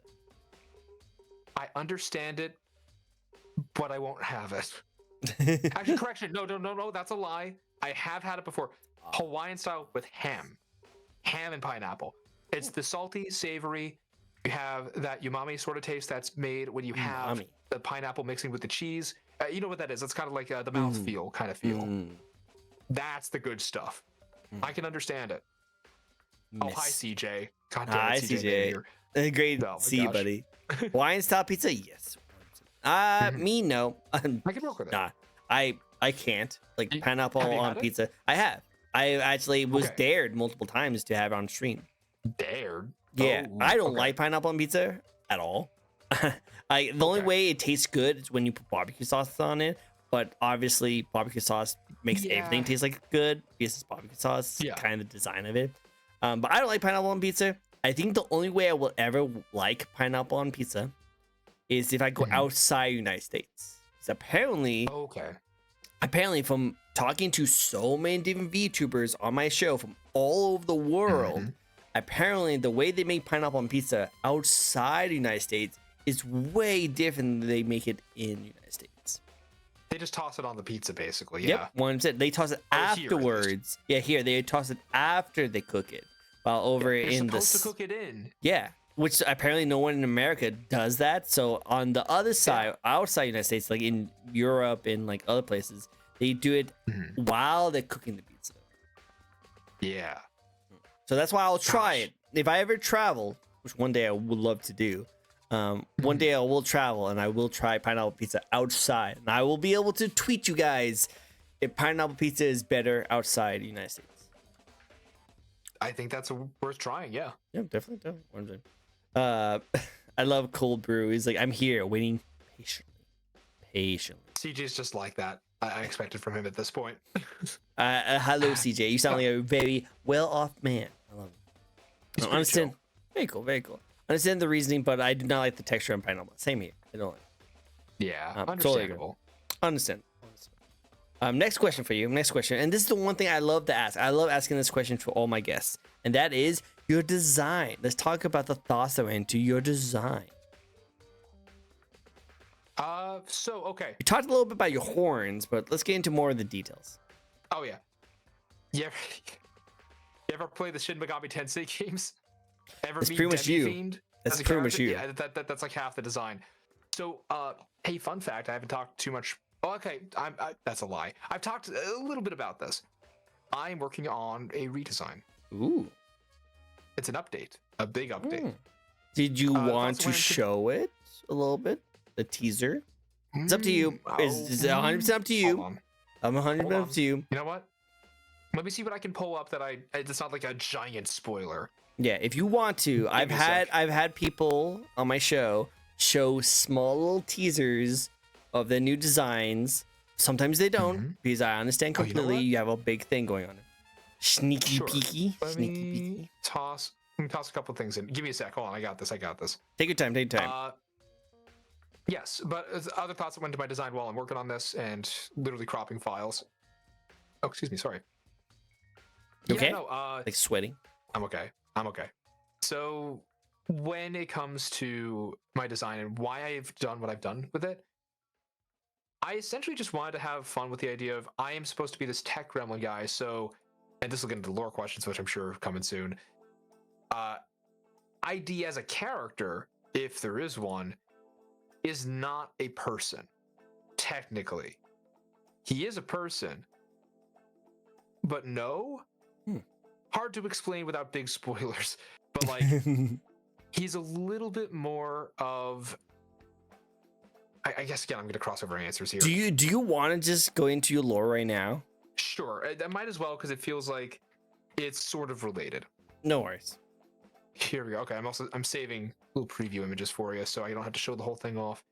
So the lore behind ID is that he, I've jokingly said, was a script kiddie's first attempt at making a virus that he stuffed into a folder and forgot about. And so I'm supposed to be in here, a little glitch that wants to be a person. Wants to be a person. It's like Pinocchio. Yeah. You just want to be a real boy. Kinda. Or at least understand why other people operate the way they do. So I'm going to give you a couple of little hint bits here. And I'm not going to send that one because it's not done yet.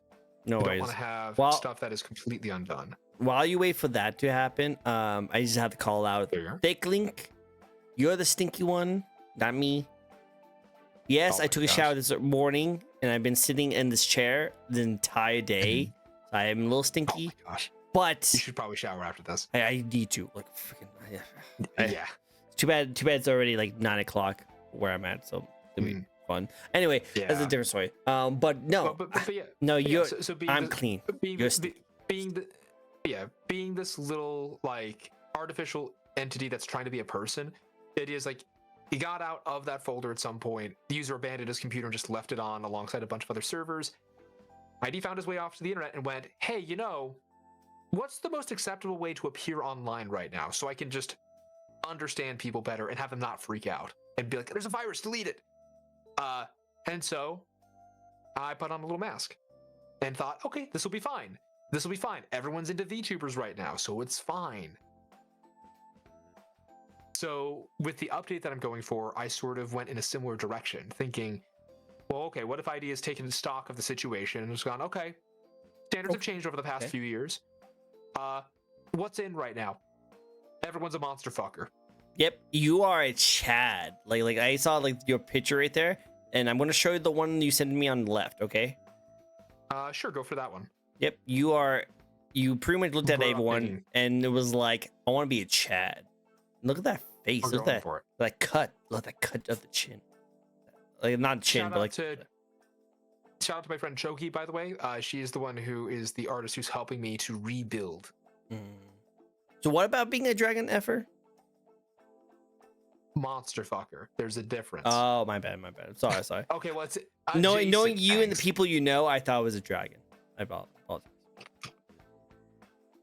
But there you go. Getting a sexy upgrade. Upgrade, yes. Shout out to. That's the thing. I'm already there. Oh, but I could do more. I've been working on a few things for the upgrade that are not shown there. That is mostly just hey, we revised the face a bit so it looks a little bit better. But we have some other stuff coming too. And if you're a fan of Tails, I'm just saying, watch out. Oh, guys, get some tail action, guys. Get some tail action. Melissa will love it. Monsters. There's the monster manual. I know, HH, I know. True. But This no, is a different kind. I'm making some adjustments because the internet has changed a little bit in a way that I like. And so it's like, yeah, ID wants to shift a bit too. Yo, I like that. I like that. That's really good. Look, self-modifying code can do what it wants. It does whatever it wants. Whatever it wants. 100%. Yeah. Hey, if we literally had a fey wild raccoon just a little bit ago that can turn into anything, we can have a Chad tech person turn into a monster effer and do whatever you want. I was already a monster fucker. I get to D1 them more literally now. Now he's more literally, and he'd be more Chad-like. Cool. Watch out, ID is going to be in the next monster in the game. Oh yeah, for all the best reasons. Eating all that RAM so you can adjust the sexy slider even higher is great. Yep, just adjust it. That's not the reason for the RAM, although it helps. He didn't deny it. Didn't deny it. Don't tempt me. Don't tempt me. What is your most favorite part about your design?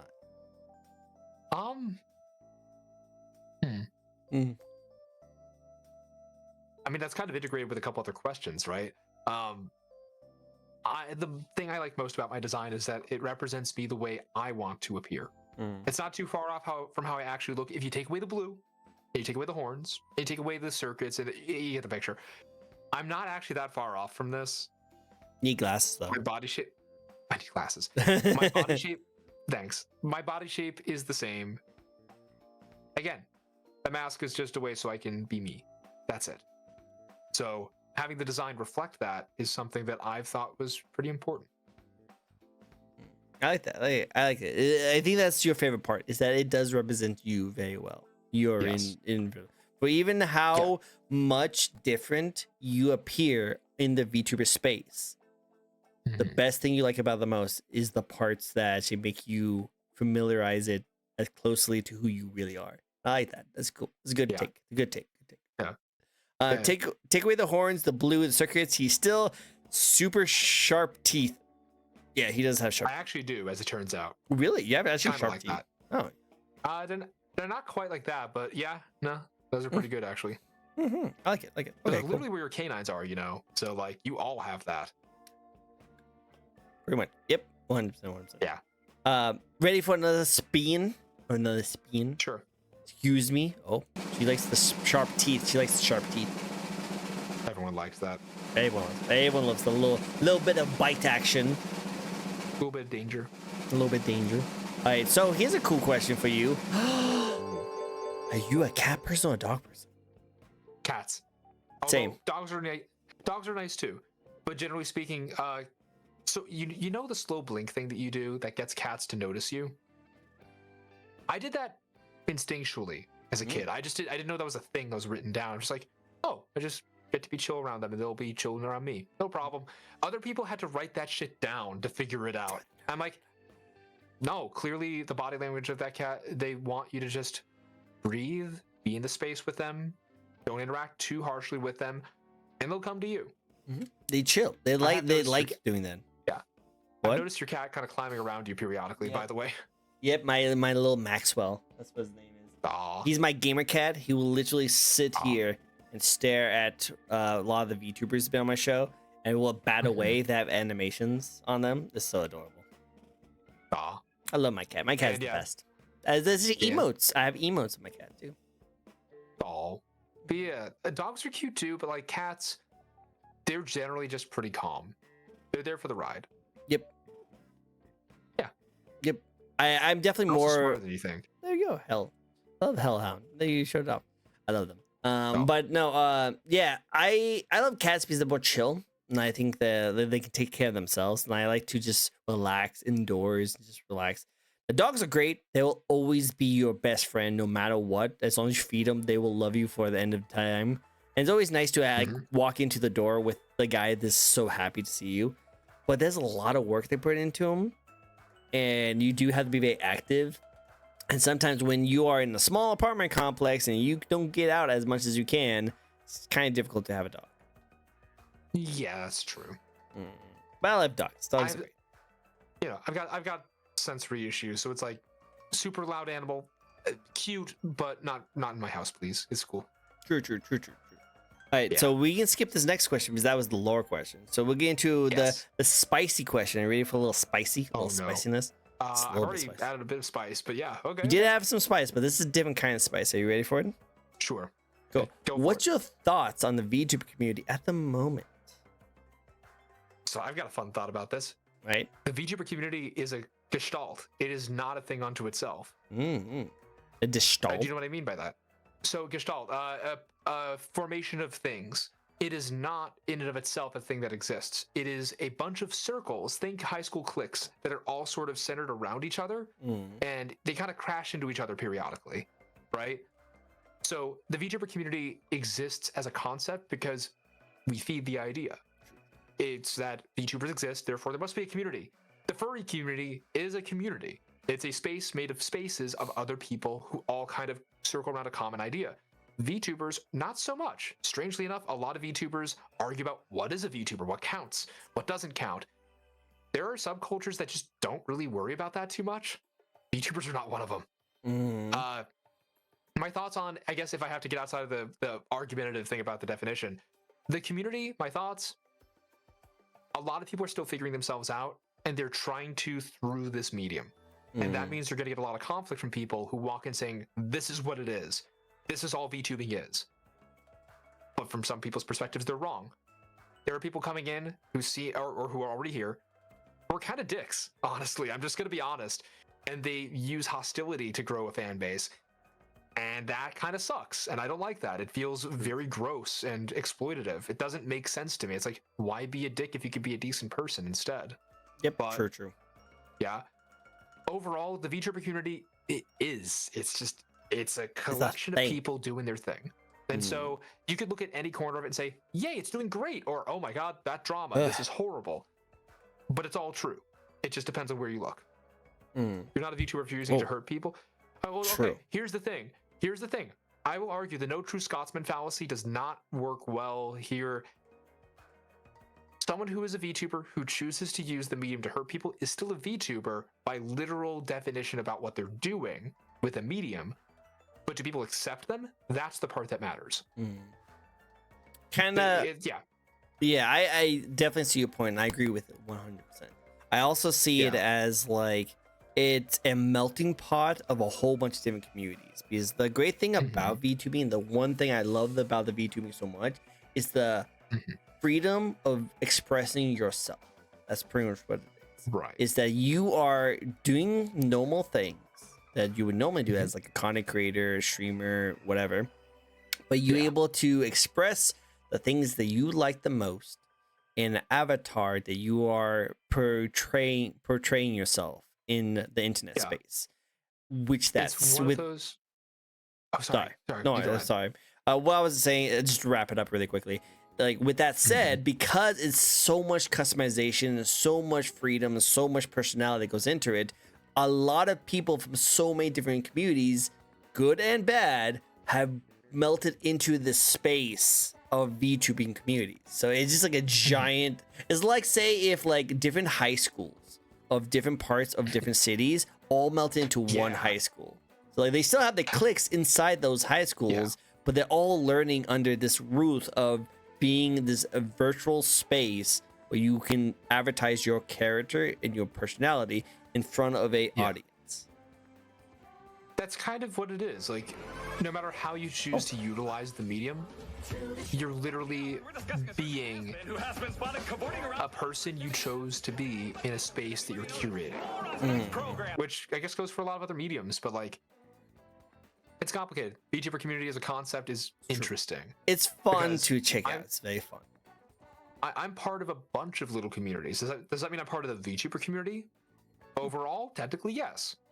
Does it mean that I'm part of the VTuber community? Capital V, capital V, capital C? No, that's not a thing that exists. It's just everyone is here.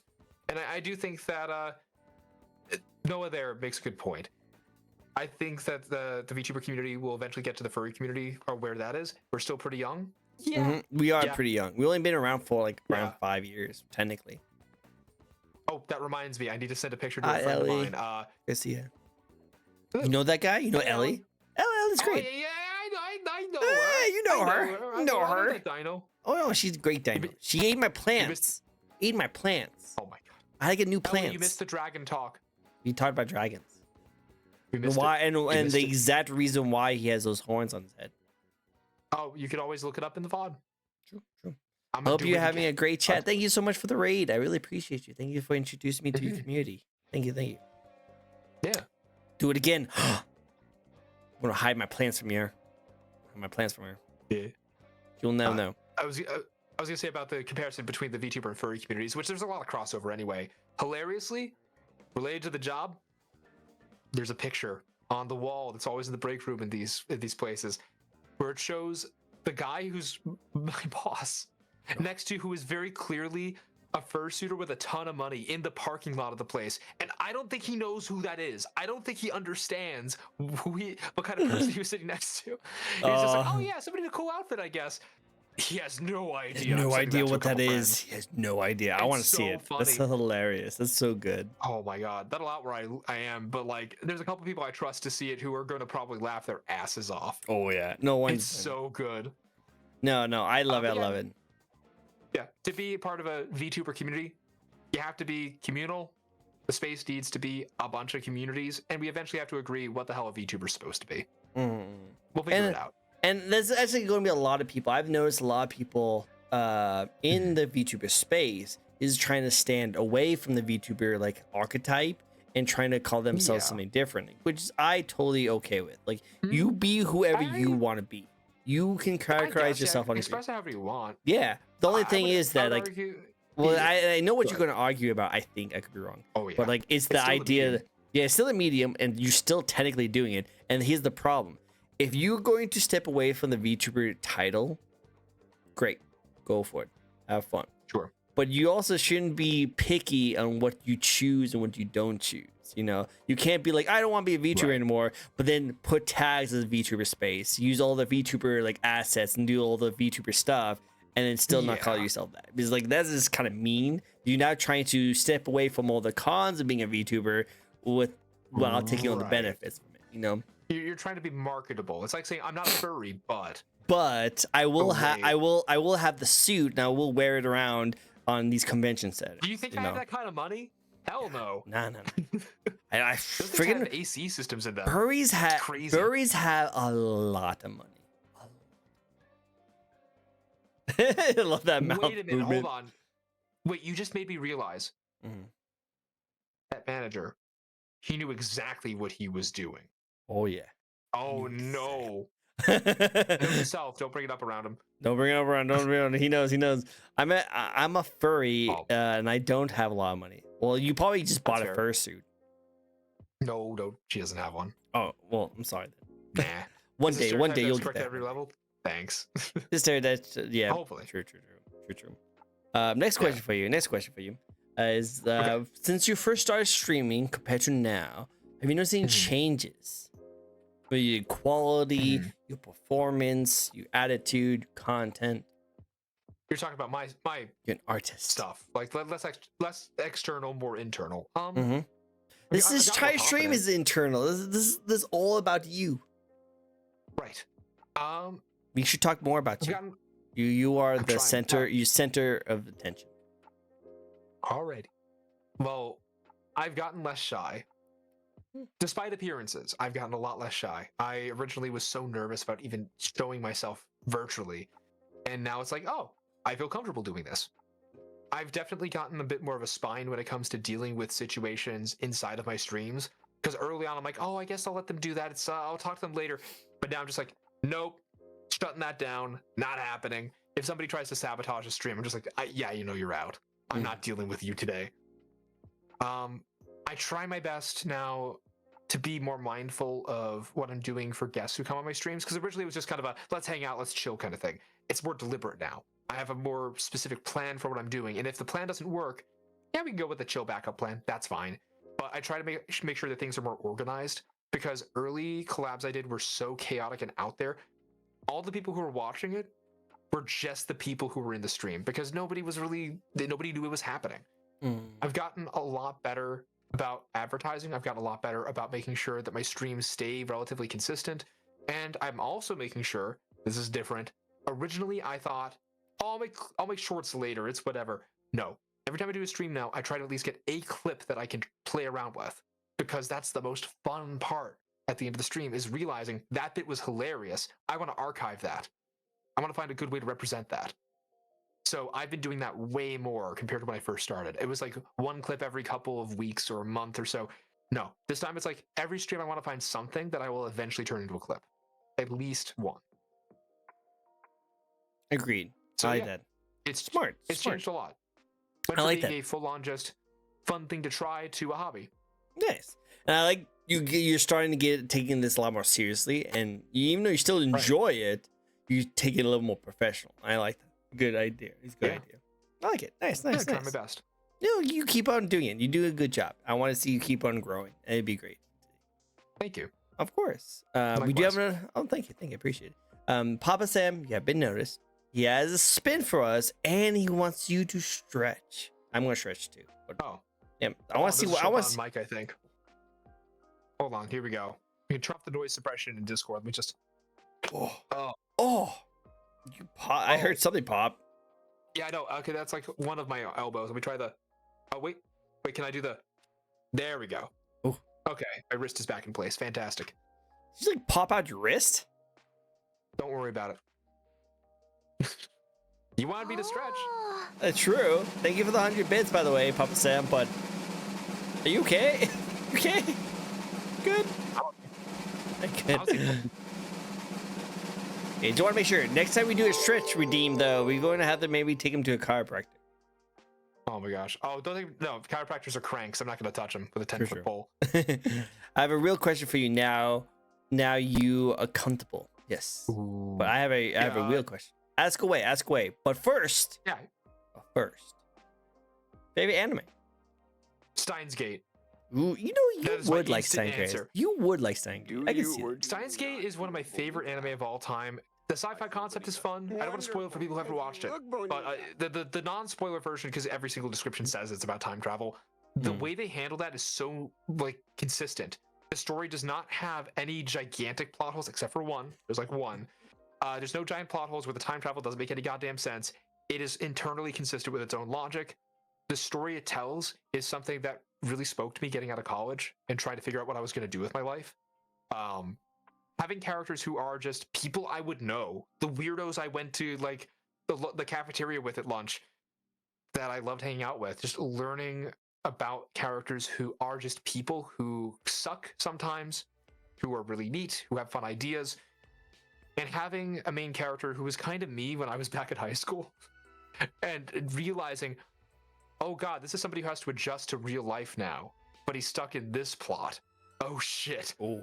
It's got layers to it. When you get to episode, was it episode? Oh, not 13. I gotta remember the episode number. I think it was 13. Everyone knows the one where the show turns, because the slow burn at the beginning starts, and it's like, what am I watching? It's just a bunch of people doing shit. And then it starts to make sense. You go, oh. And by the time the episode happens, and you know what I'm talking about, the episode, the one where the emotional breaking point just hits, I actually cried because I felt this dread. I was like, oh god, what if I was in that situation? Fuck. It's so good. Yeah, don't mention them. Don't mention Serena. I don't like that. We don't talk about Serena. No. I love that show to death because it is genuinely one of the more complete anime that I've seen. And the sequels and spin-offs and stuff they tried to do since just have not hit the same. But that show is still top of my list. Platinum rank. Best. Cool. Good taste. I like that one for good reasons. Good reasons. Yeah. There's only a couple anime that has done that for me, and that's definitely one of them. Now, non-serious note, Papa Sam actually did want to also ask you another question. Are you ready for it? Sure. If Papa Sam's got one. Maestro, you missed Steins Gate. Steins Gate. Yep. Yeah. Steins Gate's a good one. You have to include the semicolon. That's important. Oh yeah, you have to. Yeah, you can't miss out on that one. So Papa Sam wants to ask you, do you feel bonita? Bonita? Like just good? Do you or do you not feel bonita? That's a deep philosophical question. I'll answer with because you look bonita. Yeah. Great, because you look bonita. Oh my god. That's the Family Guy. He did that twice. Did Did you hear the blurb sounds? I did not actually. Oh, sorry. I had the stream muted because we had a couple of raids come in that broke my focus. So. Oh, yeah, nice. I'm so sorry. You totally get it, but you do look bonita. So we just want to get that out of the way. I appreciate that. Of course. I missed what he said. Oh yeah, science. We already covered. Yeah, we got it. Cool. Oh yeah. Oh, It's all coming together. I love Grunk. Grunk is the best. I love his voice line. Oh my gosh. Grunk. Go next question. Oh yeah. Do we have? It's all coming together. Oh yeah. I wish I could do voices. Oh, I could never do that. I wish I could do. I played Pirate Kronk in an RPG campaign recently. That was That one of the sounds most fun things awesome. I've done. That sounds awesome. I love to do that. It's so Yeah. good. It's so good. So let's get into some fun facts to wrap up the stream. Are you ready for some fun facts about you?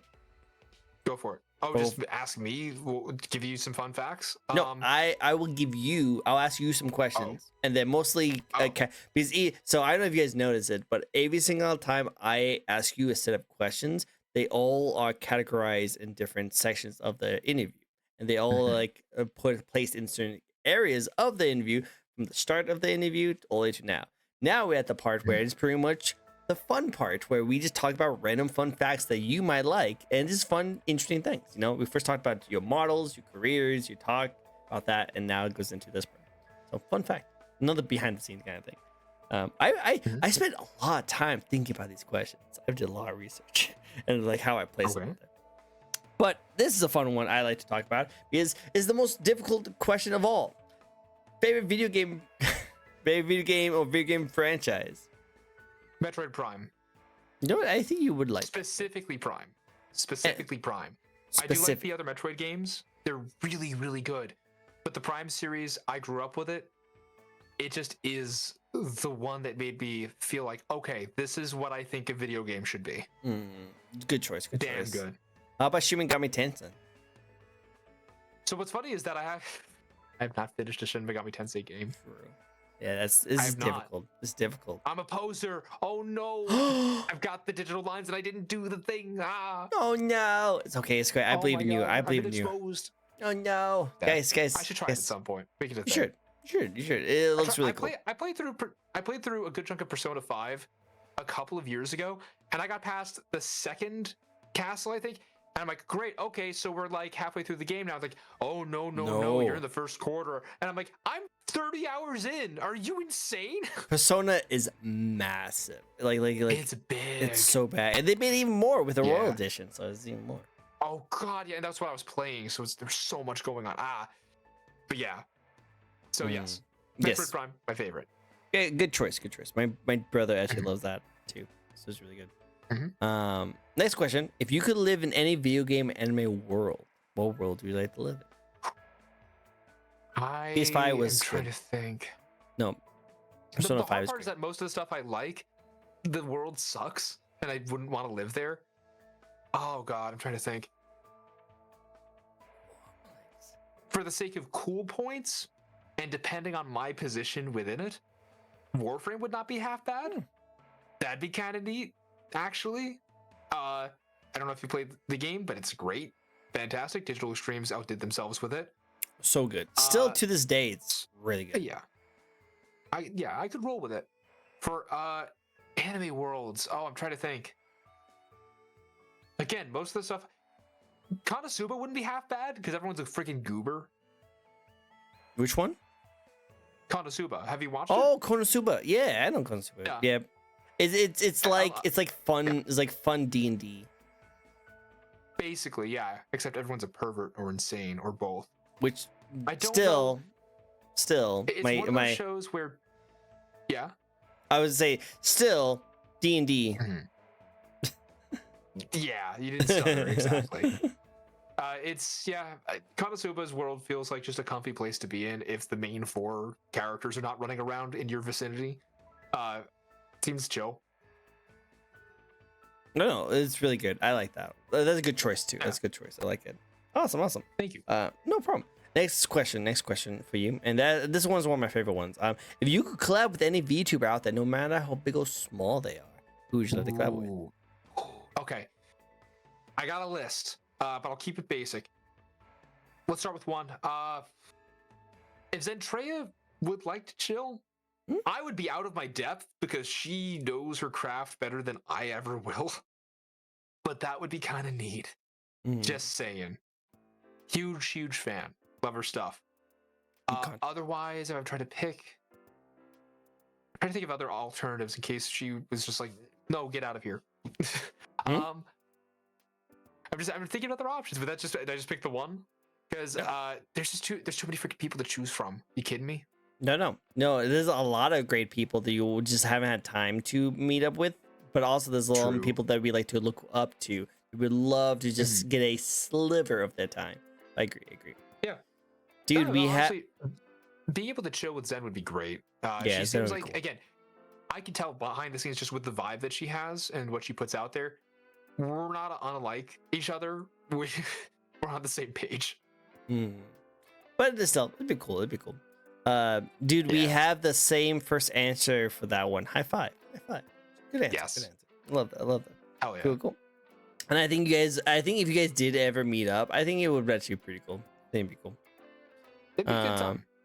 So what's next for you? What is your next goals for streaming? What would you like to accomplish? In his basement. Relatedly, in my streaming career, like just streaming, my goals right now are pretty simple.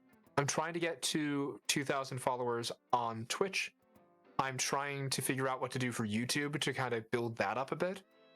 Because as much as I can grow other people's stuff, I can't grow my own, as it turns out. So yeah, aiming for the 2K mark on Twitch, which will get me closer to feeling like I'm more stable than I have been, because I've been pretty good already. I'd like to have more people around to chill with. What would I like to accomplish long term? I would love to work with any of the big folks. Not because I'm trying to be like starstruck, like, oh my god, oh my senpai, I want to hang out with you. I want to genuinely do good work for good people. And everyone that I'm seeing that is at the top of their game in the VTubing space, they're sweethearts and they know what they want. And clients like that are the best. So I'd love to work with some people who truly want specific things and they know how to get it, and I'm part of that puzzle. That's what I'm aiming for. Yeah, that's good. It's a good thing to aim for. You know what you want and you know how to get there. So just have to keep at it. Like I said, you know what you're doing. Like that's the main thing about you and looking at you. You exactly know what to do and how to get there. You just have to be consistent. As long as you be consistent and keep at it, you'll definitely keep on growing. I hope so. And just keep up. Just keep that professionalism as you keep on growing, okay? Oh, I'll try my best. Dude, I got you, man. I got you. Ready for the last question of the night? What do we got? Oh, before we get to the last question, Papa Sam did do one more spin. So ready for one more spin? Okay. Cool. Sure. We'll one more spin, and then we'll ask the last question of the night, which is one of my favorite questions. But this question is also going to be really cool, too. Actually, this is going to be might be a funny one. Do you have yourself an embarrassing story that you have not told people before? Ooh. And one that I haven't told. Mm-hmm. Try if you can't think of one, then you can say whatever one is popular. I've got the fun one, or the one that I've told before, but people love the story, and some people here haven't heard it. I was nearly arrested and kicked out of school back in middle school for hacking the school network. This is a cool way to get knocked out of school. Now, did I actually hack the school network? Hell no. What happened was, the school IT guy, and there was only one guy, a local university was essentially providing free internet to the campus, and that was just like an agreement that the school had with them. And so they set up the networking, they set up everything, and they had one guy there to maintain it who was hired by my school. And so this one guy and I, we kind of knew each other, like I bumped into him a few times. He was kind of a dick. But as a kid who was interested in tech, we were working on like Windows 2000s and XP machines because like we couldn't afford to start upgrading to XP on most of them. Then Vista came out and that was a shit show. But the point is, I was always in the computer lab learning stuff and figuring out like, oh, I'd like Google a new thing and go, ooh, how does this command line thing work? Because I can access it on these computers. That's interesting. And I discovered the netsend command. Now, don't try entering it now because the netsend command does not work anymore because Microsoft disabled it for this very reason. The netsend command is a little command you can enter where you enter in a destination address, so an IP address usually, or a host name for a machine, so user who's logged in, and then you type in a message in quotes, and it'll show up as a little JavaScript style pop-up in the middle of the screen. So I would prank friends by sending over to their machine they were on a message that said like, you're an idiot or something, and it would just go bing and interrupt them in the middle of like playing Age of Empires 2 on the computers or something. But then I got clever, and I thought, I just learned that the asterisk character means wildcard when it comes to scripting. It means everything that fits in this space. So what would happen if I sent a message to all asterisks in the form of a network address and sent the message, "The Matrix has you," because I was obsessed with the Matrix at the time?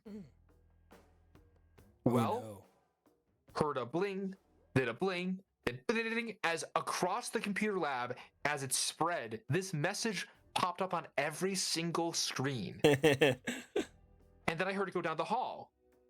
And then it kept going. Oh. I was dragged by both arms into the principal's office about 20, 30 minutes later with police officers standing there. Oh. And the IT guy was there and accused me of hacking the school network and installing malware that was going to do something nefarious. He didn't even specify. I'm crying because I'm like, oh my God, I'm going to die. Oh my God. Oh gosh. But, we got to drink water. Hold on. Oh my gosh. Hydrate. But yeah, so this happens, and guys ranting about how, this kid here, he figured out something about our network, and I don't know what it was, but we'll figure it out eventually. And then I ask, can I explain what the heck I just did? Because I think I know why you're here. Like, yeah, we know what, you know why we're here. Do you know how much trouble you're in, young man? I'm like, okay. May I have access to your secretary's computer right behind you for the principal? It's like, can I please have access? You can watch what I'm doing. You can see exactly what I'm doing. I'm not going to do anything weird. Can I show you what I did? He goes, okay. Walk over, open the command line. I go, could you read off the number that's on the top right of that computer monitor right there? In the other room for your computer, for the principal. And he's like, why would I do that? I'm like, it's the network address. Just read it off. He reads it off and type in the message, I did this, and sent it to that machine. And so, ding, it did that. He's like, wait, that's all you did? Looks between me and the network guy. The IT admin's just like, well, he clearly did something else. If he could do that, he could do anything. I'm like, that's literally a built-in command in Windows. You can just do that. Now, the reason it's worked is that you didn't lock it down. You can do that, I found that all I did was Google it, and it's you can turn it off with the group policy modification. You can just do that. So and he looked embarrassed. The principal he asked me to probably get out lost of the his room. job. He lost his job. He did probably. actually. He did. He lost his job less than a month later. He would just fucking disappear. They got a new guy. Oh yeah, no. Yeah. That's what they get for blaming Ridiculous. a kid. They're going to make They genuinely thought that I fucked something up, and it's like, no, Yeah. I just sent a stupid message. So here's the reason that they called him in. It wasn't just the school, because that college was providing free internet, and they were connected on an unsecured switch. Oh my God. Did they send it to every single person? Yes. Oh my Every God. public machine in that college, which wasn't very many at the time, but it was enough, got the same message. That's why they panicked, because they thought that I had done something catastrophic. That's crazy. Yeah. That's crazy. And But now, if I mention that around town by me, there are still people who remember and go, you were that kid. you're the kid. That's Yeah, 'cause crazy. People heard about it. Word travels. That's an awesome story. I actually would like that. And Yeah. F to that tech guy who is going to try and like ruin your entire career. Because like if you actually Because like he didn't were do his job. framed, yeah, because if you were framed for hacking and they took you to That'd be bad. jail, that would be terrible. And Yeah. it's just this guy was not doing his job properly, and then he was Yeah. trying to blame it all on a kid. Like I'm glad you was stood like, up what, for yourself 12 and did it. I was like, what, 12, 13? Yeah. Like, I wasn't even like that old. It was just like, this kid totally did it. I'm like, yeah, no, I I didn't. didn't. You know, I'm glad you stuck up for yourself and did that kind of stuff. And like, Yeah. I'm glad he got fired. Because like, that's messed up. You don't blame a kid. Blame kid Don't for do your that. mistake. Don't blame kid for your mistake. Come on. I mean, Exactly. in the end, It's- you kind of showed off to the cap IT policies at least. That's true. Yeah. What's funny is that I actually became good friends with the principal after, because he understood, like, okay, this kid actually does want to do something good with his life. He's not screwing around for the heck of it. Let's put him over by the media production class that we put on sometimes. And I became friends with the teacher. Actually heard of the job I was at recently, earlier today. This morning, I heard from one of my coworkers, they mentioned that teacher who I was referred to after all this happened by name. I'm like, Ooh. wait, he's still there? Oh, I gotta call him because I totally have to call him, or like just walk in and give the guy a hug. He changed my life. Oh, that's so cool. That's cool. It Yeah. ended up being a good story. I like that. It's a good story. Yeah. Nice. It was I like embarrassing at the time because it's like, oh my god. Yeah, it's a pretty big deal, but I'm glad it worked out very well. I like it. Yeah. Cool. Well, hey, let's wrap up the stream with one final question. Are you ready for it, my friend? All set. All right, What do you got last for me? question. I love this question. I've asked this to all my VTuber friends who ever come on this show, and to this day, it's still one of my favorite questions to ask for anyone because they all have different answers. And the question is, do you have any advice for those who want to get into VTubing / streaming?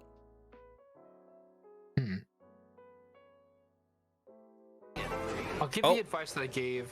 1 second. Oh, I apologize. oh Reed. Hello. Hi, Des. It's great to see you. Playing Minecraft. Oh, hello. Ooh. Hello, Raiders. It's great to see you guys. Des is actually an Android VTuber. She's actually really good. I love her model. Really? Yeah, she's really cool. You should check her out. She has really cool content. Hello, coming to give all your love. Thank you so much for all the love. A really amazing, awesome person.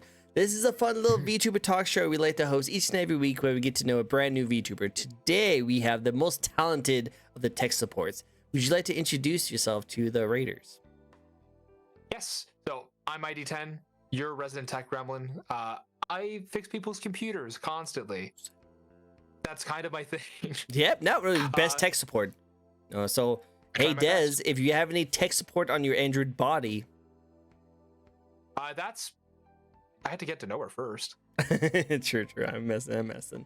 But thank you so I much, know. Des, for coming by. I know you send me a lot of messages. I will get to them as soon as I can. I appreciate your patience. Ayo. Sorry. So amazing. You're Hope okay. I hope my Raiders enjoy your time here. Des, if you have to head out, I understand completely. But thank you for introducing me to community.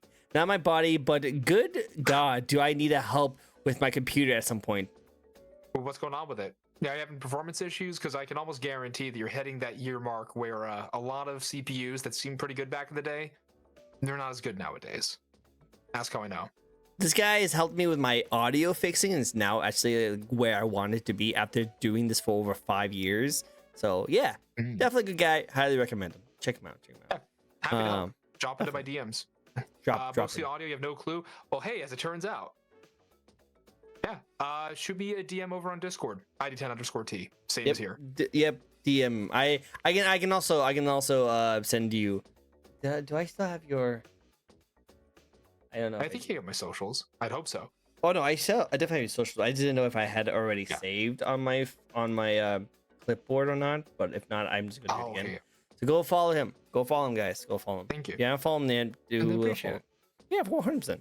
Going But back. actually, yeah, speaking of advice, but more for people who are getting into this stuff, I'll say what I said to one of my coworkers I spoke to today who wants to get into VTubing. Or sorry, I don't want to misspeak. I suggested VTubing because he brought it up kinda. He's like, I didn't want to show my face. He wants to get into streaming. I asked the kid, like, look, I can call him a kid. I'm old.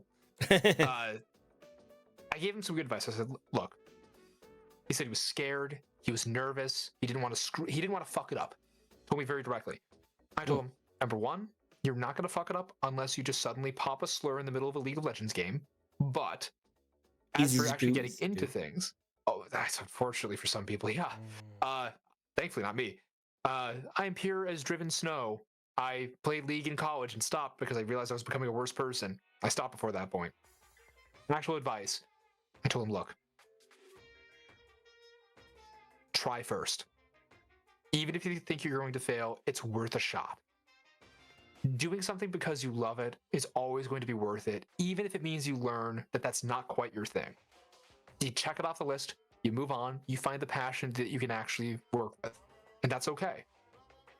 Pick up a camera, get a decent mic, or help someone, or get someone to help you to get the mic sounding the way you want, and try it. You want to be a YouTuber and record videos? Got a camera. Everyone has a freaking camera now. They have a phone. It'll work fine. Get your first video out there. You need lighting? Use some lamps. You need audio?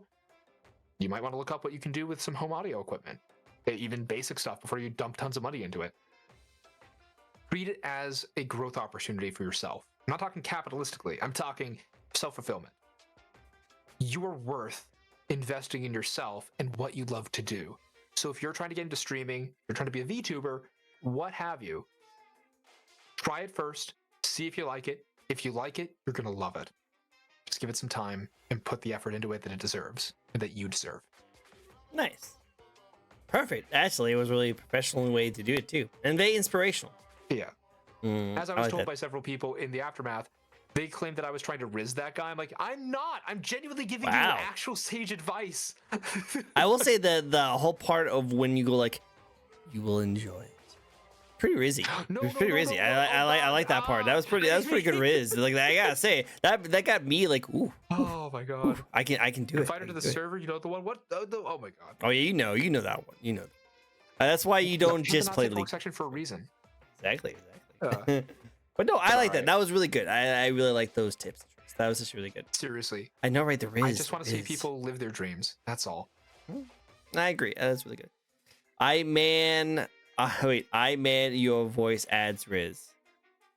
Am I reading that correctly, or am I really tired? I mean like a typo. Oh, okay, cool. I mean, your voice adds riz. That if you need it. Oh, see, there you go. There you go, guys. There you go. See, he has the robot voice. The robot voice. This one is for later. Whoa. On a different page that I don't advertise often yet. Yep. It has to do with a lot of like ceiling fans and like circle fans and box fans. You know, like IKEA does not have anything on this website. No, IKEA's got some good fans though. They do, but not as good as this one. This one's the better one. Oh my. See, there is 100.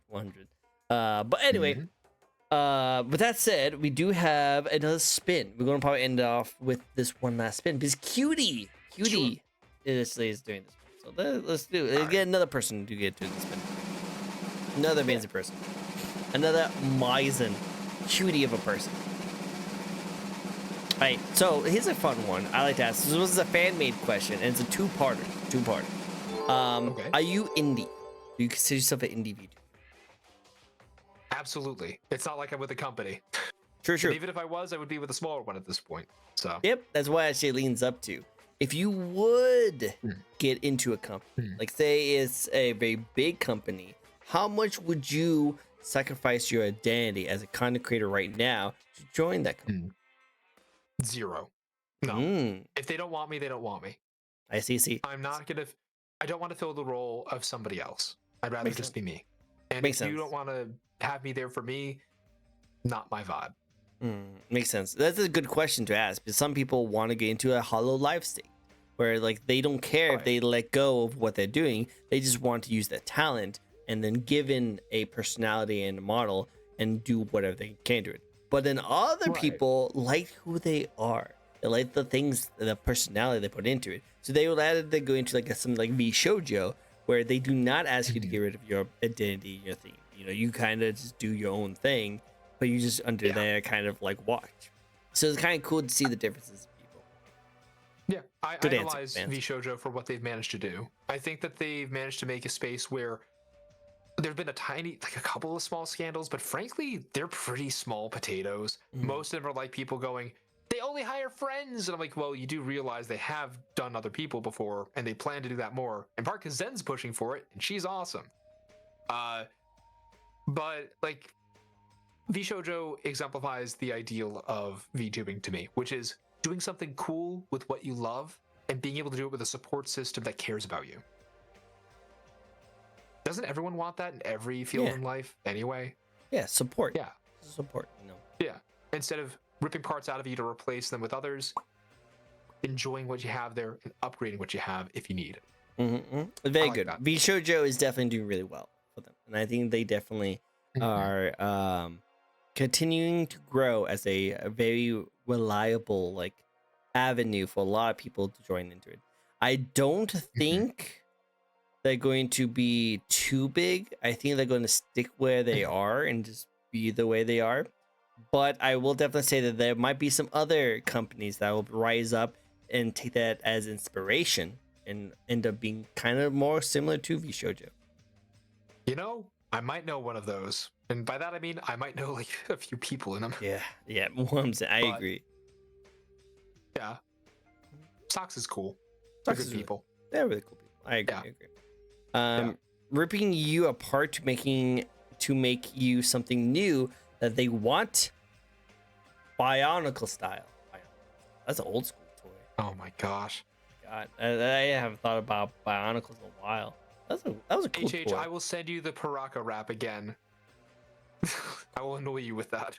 Do it, 100%. But hey, that's all the questions we have for you today. Thank you guys so much for joining in. ID, thank you so much for coming to my show and giving me your time. This was a blast. I had Thank a you for great having time. me. No, thank you. I really appreciate you giving me your time, your introducing me to your community, and coming on and just talking and chatting and discussion. Like, I want to do this again. Like, I would love to do this again when I'm not super freaking dead right now. But I would worries, you got a love long to day. actually. Yeah, but I want to do another thing where we just had a nice chat room kind of situation. So that'd be really cool and be really sick. Would, but his. Oh, she's hissing at me. What? It's a jokey thing. Oh, She's okay. hissing at me for the joke that I threw at her. His. Oh, okay. Yeah. Okay, so my bad. I was like, his. That's Oh, how you're all tired. good. That's how tired, man. I'm like, Whose? his. Yeah. His. Why his? Why not? Why his? Like, what are you talking about? You talking about his? Right? His snake. Yes. Man, I'm tired. But no, again, I want to say thank you so much for coming on the show, and thank you for giving me your time. I really do appreciate it. And we should hang out and do some more chats. I want these discussions. I like these discussions we had. Really good fun time. Looking forward to talking to you again soon. Thank you again for having me on. I appreciate it. Of course. Now, all right. I always give my my guests the first opportunity to raid out. So, is there anyone you would like us to raid? Let's take a little look. See. And while he does, use a little bit of a. I know already who to grab. Do you know who needs a bit of a pick me up? Who needs to pick me up? Friend I made recently, Luna Yina. Let me send you her link. There you go. Ooh, she's a cool neat. model. She has a cool also, picture. She also, unfortunately, might have hurt her hand right before stream, so she's been in not a great mood, and I understand. Oh, sorry. Let's go give her some love. Let's give her some support, guys. Let's give them all the support. Let's give her some support. Definitely let's do that right now. I'm playing Baldur's Gate 3 too. Nice, good choice. Yes, but she's been having a great time. She's playing through I single like player. her model. So I love her hair. Her hair looks really cool. She's I alright. like her. she may or may not be getting some updates soon. I've heard about it. Might have to go yeah. give her a shot. I gotta go check her out. Mhm. Alright, cool, awesome. Let's go check her out and give her all the support, especially because her hand hurts. So let's do that. Again, thank you guys so much for joining in. You guys all freaking amazing. I really appreciate you guys and everything. It's great seeing you guys. It's great meeting you guys. Definitely go check out ID. And for any tech support or just seeing him grow as a content creator, where can people find you, by the way? You can find me basically anywhere on the internet except for Instagram at ID10_T. So that we're talking Twitter, not gonna call it X. We're talking Blue Sky.